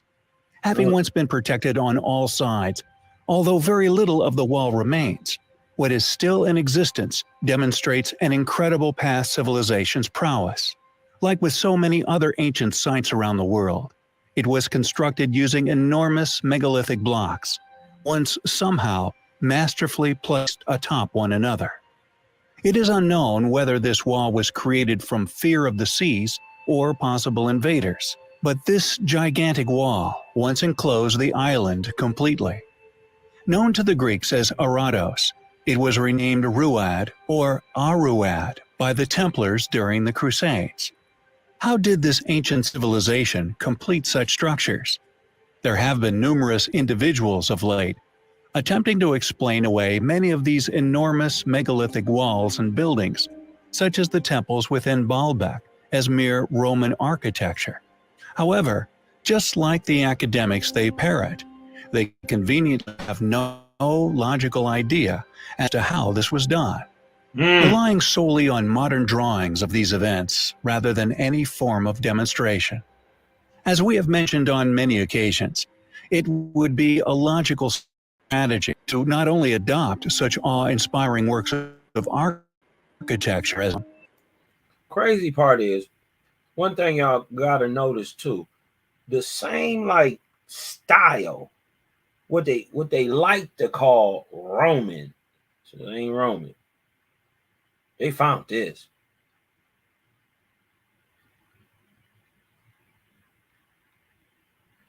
This stuff old, But you find the same stuff over there in Europe, over in the Middle East, over there in Persia, India, China. It's all in America too. Same style. Same antiquity. Now, we can obviously tell this is way older than this. But this old. That's old. This some tens of thousands. This old. I don't believe that this was built 2,000 years ago. I believe this is much older than that.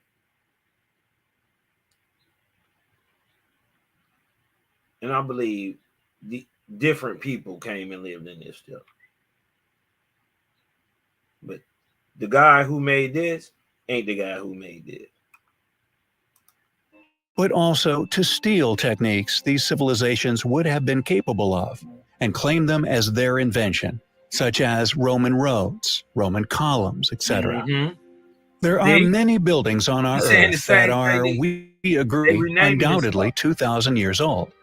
Not only are their constructions documented at length, but their condition also reflects this age. That's why I like mystery history. You dig what I'm talking about? He asked the common sense question. He just said exactly what I said. Shout out to mystery history, man. Peace to the faith. However, with ruins such as the Baalbek temples, and indeed the Wall of Ruad, their condition, along with the inexplicable nature of their construction, is not only indicative of lost knowledge, but subsequently evade current explanation. This reality persists no matter how hard some try to explain them away as more modern achievements. Notice the burns. This way over here. This is supposed to be up top here somewhere. How I get over here? You want me to tell you, y'all trying to tell me the thing that was meant to hold back the sea didn't hold back the sea?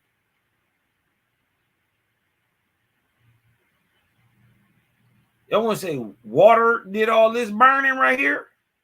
That's burn. Crazy part is it's everywhere around the world, especially in certain places. Anywhere that there's desert and you see a old city, it's burned and it's been buried. You had to dig it up. It's the only way they found it. Keep asking you how they make a desert. Yangshan Quarry, Gornea Shoria, the pregnant woman, the Colossi of Menman, the list goes on. All these ancient builds incorporate blocks. That's in China. I told you the biggest, best stuff is in China. Didn't I tell you? Yeah. Look at this dude, man. That's a real cut. What was y'all gonna do with that? What was you gonna do with that? You want me to tell you what I think they would do with this? I think they carve it into a building. I don't think they move it at all. I think they carve it right where it is. Turn it into one of these pagoda style carved up things.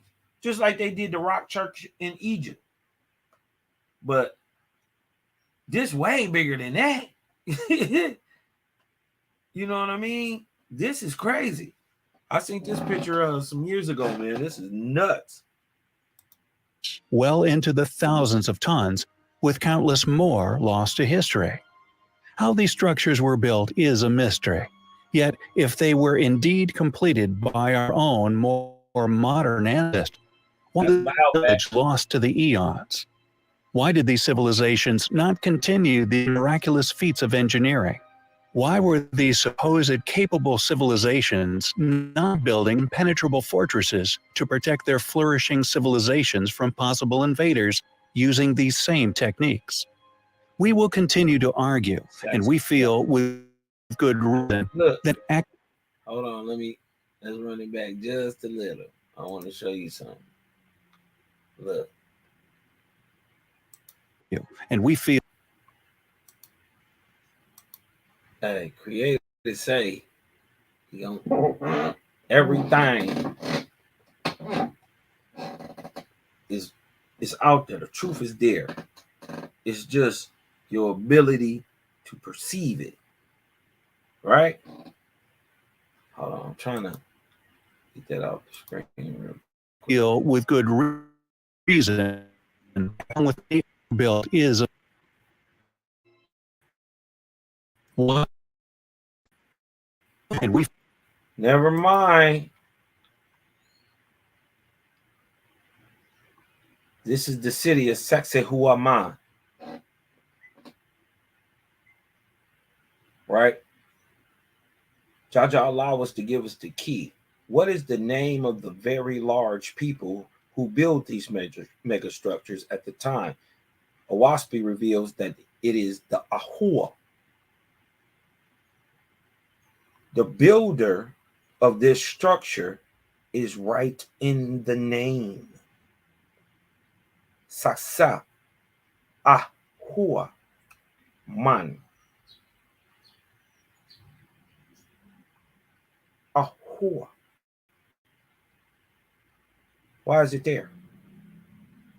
Because that is the builder, the Sun City. Huh? That's Sakse Huaman.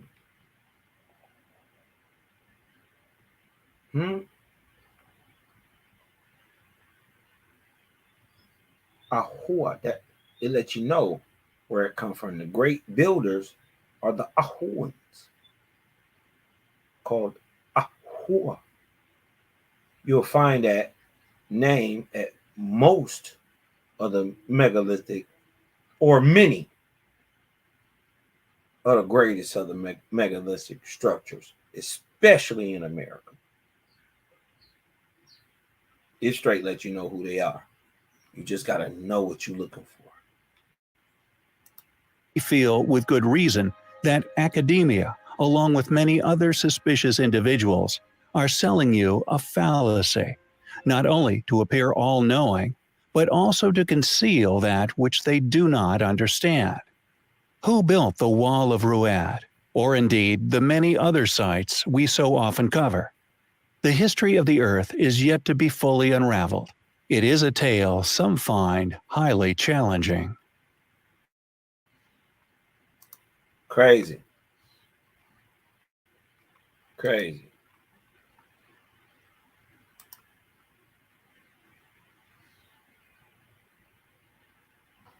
That was dope.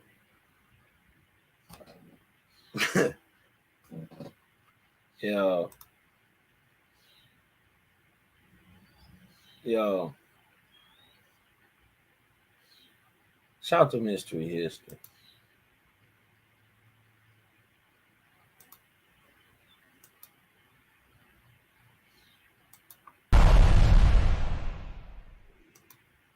Yeah, they brought fire. They brought fire this time. I like that. Yo, this your boy Kosmon Cal. Jehovah Chronicles lesson number 69, man. Kosmon Reacts. We got in the mystery history. We looked at some of these megalithic structures today. I think I'm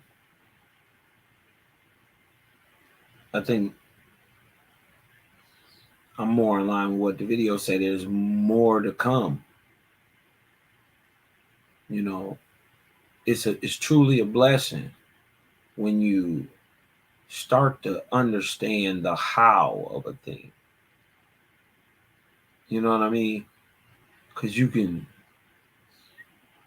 when you have a cosmogony, right? You understand how the universe works.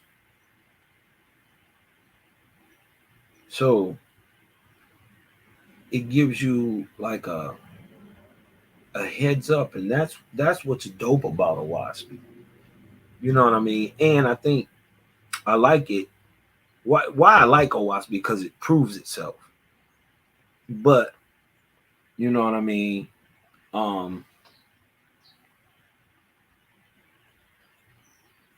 It's not limiting. It's not saying do this because I'm saying do this. It's saying, look, it's like this. I'm gonna tell you how I go. This is this, and that is that. And that's it.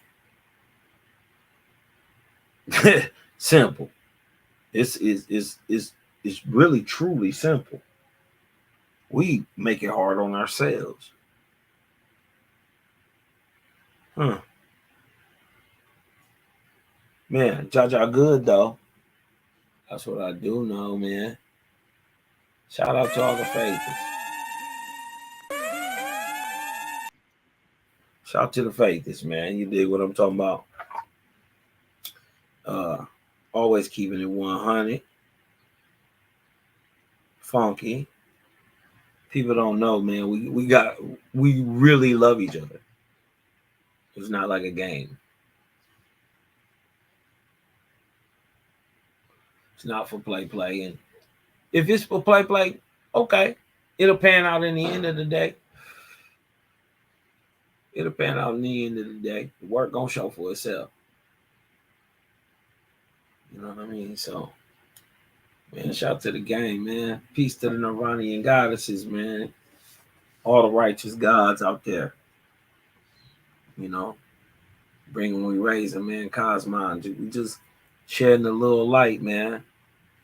Today, it led us into a conversation about what I'm bringing it out one more time, putting this out there into the ethosphere, into the algorithm. You dig what I'm talking about? Homo sapien gigantes. He predates Homo sapien.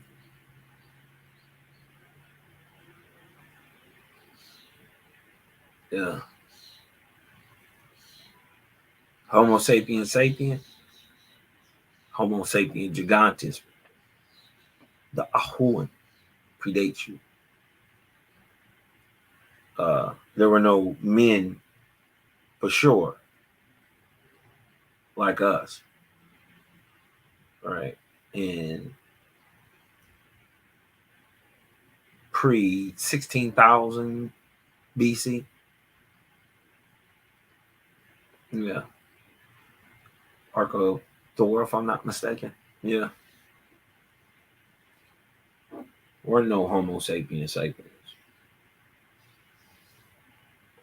And the ones who did come around, many of the giant ancient Ahuans who were bigger than the Anguigans who came around the same time we did. You dig what I'm talking about? And this is your story of your titans and your gods. It's giant men fighting each other. The big giants against the little giants. The titans versus the gods. That's what they convinced us that they were. Why? Because they were massive. And on the low, King Og revealed, man, we was eating y'all niggas. Yeah, this is why the baby sacrifice. This is the source. It's us. The Raphaim. You dig what I'm talking about?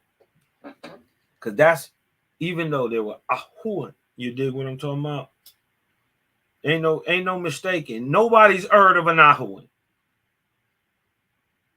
So let's not, you dig what I'm talking about? Before you got this understanding of Owaspy, nigga, you had never heard of an Ahuan.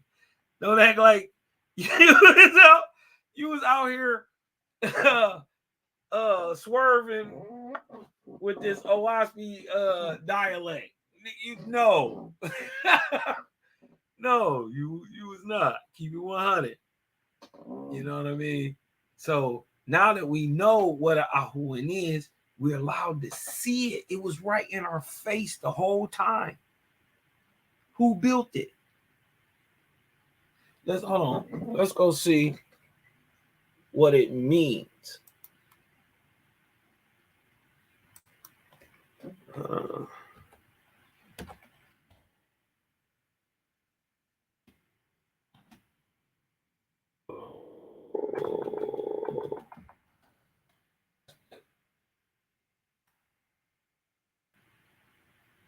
What does Saxe Huaman mean?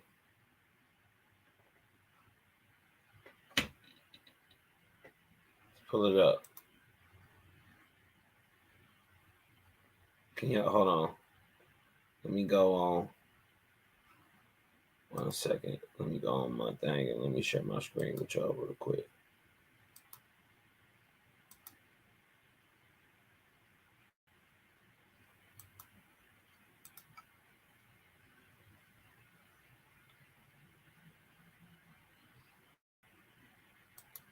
Make sure y'all see that.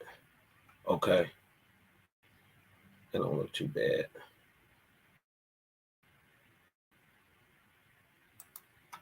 Okay, Saxe Huaman. The Saxe Huaman or Saxe Huaman or Saxe Waman, meaning Royal Eagle Fortress Temple Complex, lies at the northern edge of the former Inca, constructed during the reign of Pachacuti, 1438 to 1471 CE. Ain't no way. Ain't no way.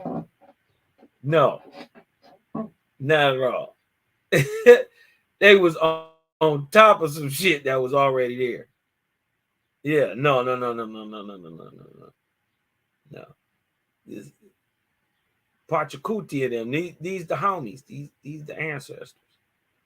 But they didn't build this. They built the stuff that was on top. This is old civilization. And his ancestors, it's massive. Well-built walls remain today as a testimony, not only to Inca power, but also the skill of Inca architects. The Inca didn't build any of this.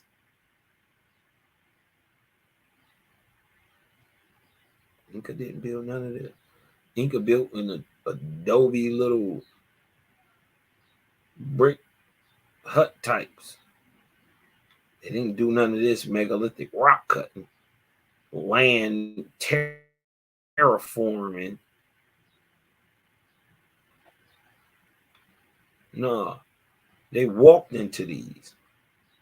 Remember, it's after a great cataclysm. Shouldn't be nobody there. And guess what? For many parts, it wasn't.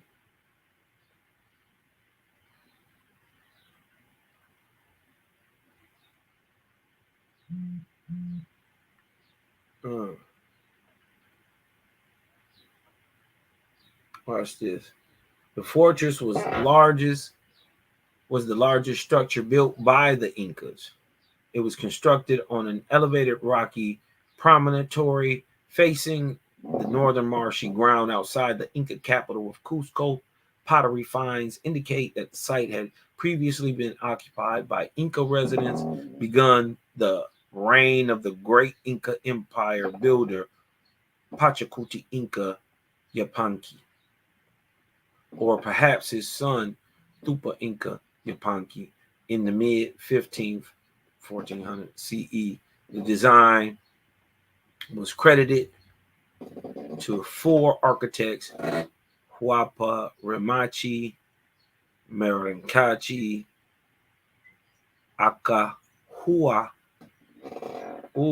Acahuana, and Kala Kunchui.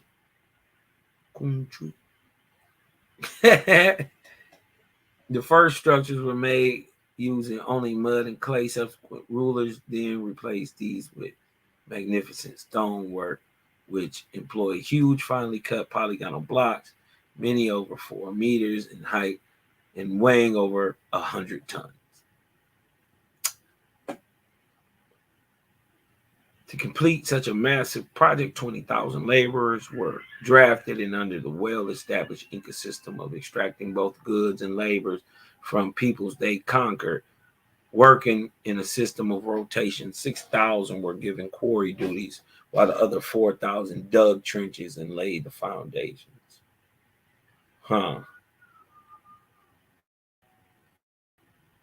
Nah. But it did say, Saxa who am I? Me, Royal Eagle. Let's see what else somebody else said.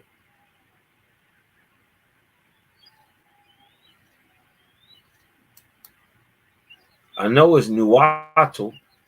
So hold on.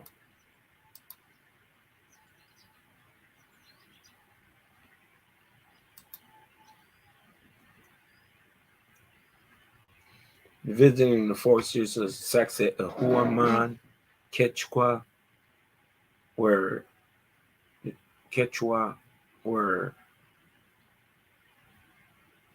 meaning satisfied falcon. The other one said something about an eagle. One of the most important archaeological complexes of the Inca Empire is admiring the precision of the engineering used to build.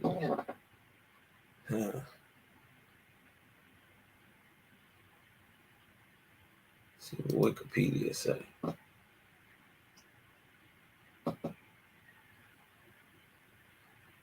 Look, they got a whole nother. Saxe Huaman, often spelled possibly from Quechua language. Waman, or falcon, or variable hawk. The variable hawk is a polymorphic, what? Polymorphic species of bird of prey in the falcon. It's a real variable hawk.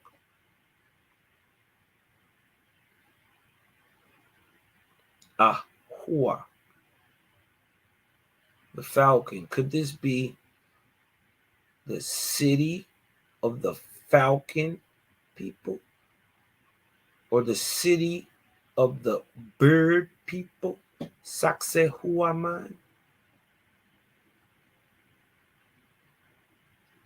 Ooh-wee.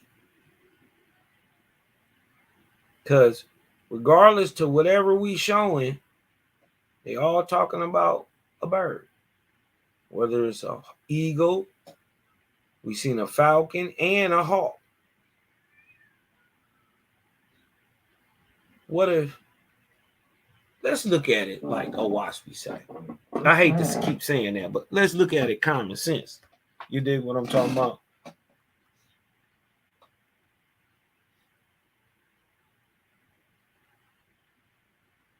What if,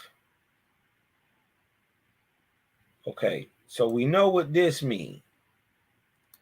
That mean who built it. One of these mean bird. So they think this part, woman, is bird. But we know as part of this.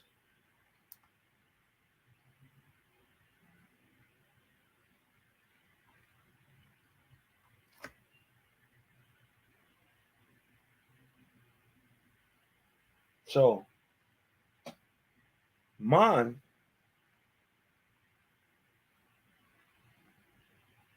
could be bird.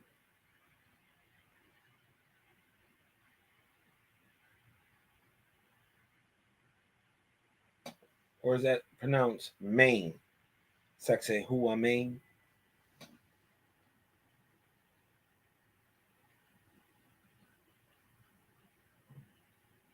Huh.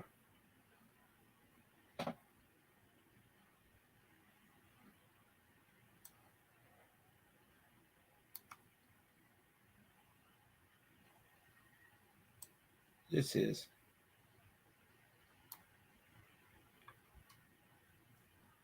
the city of land house the bird people. Saxe Huaman. Interesting. Interesting. Just looking into it. Just looking into it real quick, man. You know, well, I know y'all got stuff to do today, man. Kosmon ain't gonna keep you too much longer. You dig what I'm talking about?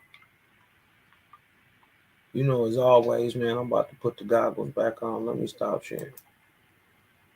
Put the goggles back on. Put the Ethereum boots on.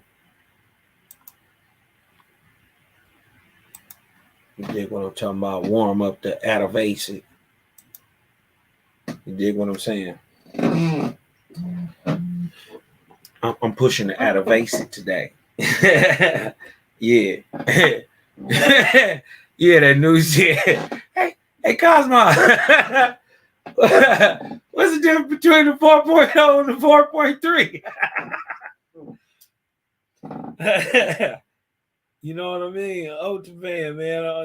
I usually push the Ultravan. You dig what I'm talking about? Now I pull it up in the Atavasic. You dig what I'm talking about? Hurting them. Translucent. You know what I mean? This is the good part about it, man. You have fun, you learn, and you get back into the way of creating, man. It's the vibe, bro. It's the vibe, man. It's the vibe.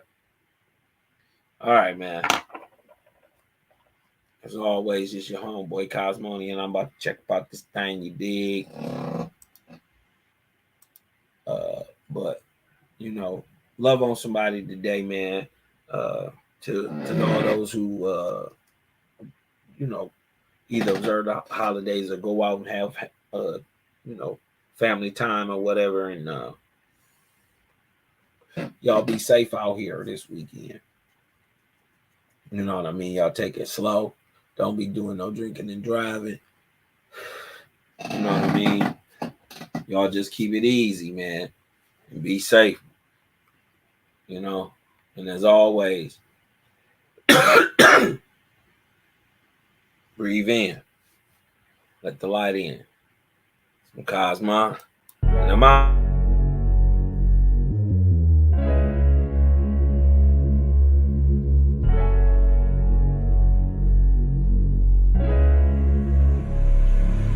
And oh yeah, put that Super 7 in the air. Tell me how you feeling when you're feeling up there. When you in the sky breathing rarefied air. When you're breathing rarefied air, oh yeah. Put that Super 7 in the air. Tell me how you feeling when you feel it up there. When you in the sky breathing rarefied air. When you're breathing rarefied air, oh, this that Japheth, that Chow Mein, that Papa Bull, that Tao Mein, since sunset in the Ark of Wayne. My brain moving like Tao Sang, so as above, it's so below. That up and that down thing, this flow is atmospheric. I call that a ground game. See, water is knowledge, so if I'm teaching, you're learning. So how your God make a sun without vortexing and current? See the pattern is ponic, I'm reaching out for my people. Oh, watch me flow through your speakers, you feel the force of the ether. And when the force gets the equal, I'm taking off like an eagle. Police popped the pastor yesterday for pushing Puerto. My DNA is Moshe. Mix that thing with higher water. My spirit rate is OTN. It's just a higher order. Got more light than Kavita. Rap a lot just like Tila. Went from sinner to saint. Shout out my big homie Sela. Got more torque than a sports car. Got more work than a door star. And the 4 million I make, I'm giving the Dr. Umar. Oh yeah. Put that Super 7 in the air. Tell me how you feeling when you're feeling up there. When you in the sky breathing rarefied air. When you're breathing rarefied air, oh yeah. Put that Super 7 in the air. Tell me how you feeling when you feel it up there. When you in the sky breathing rarefied air. When you're breathing rarefied air, oh yeah. Super 7 in my rites and ceremonies. I'm married to Jehovah, holy matrimony. Confucius say, in the words of Caillou, before you hit the tomb, be a bridegroom. Only got one question for Miss Susan B. On how to last Ahuin is now a Angui. Blame my inspiration, I'm just thinking thoughts. But in the way of God's, we gon' keep it short. Why Jesus wanna kill me, Matthew 10:34. Just a couple questions that I'm needing to know. Oh, watch me flow, it's so potent. Set the vortex in motion. Super 7, I'm floating across the Aegean Ocean. Oh, you a Muslim now, so I guess you make it feel like. Well, I'm an Israelite, I'ma make him at the Shabbat. Got Moses on the bumper, super slap off in my spaceship photosphere. So I stay lit, peace and light to the faith is so yeah.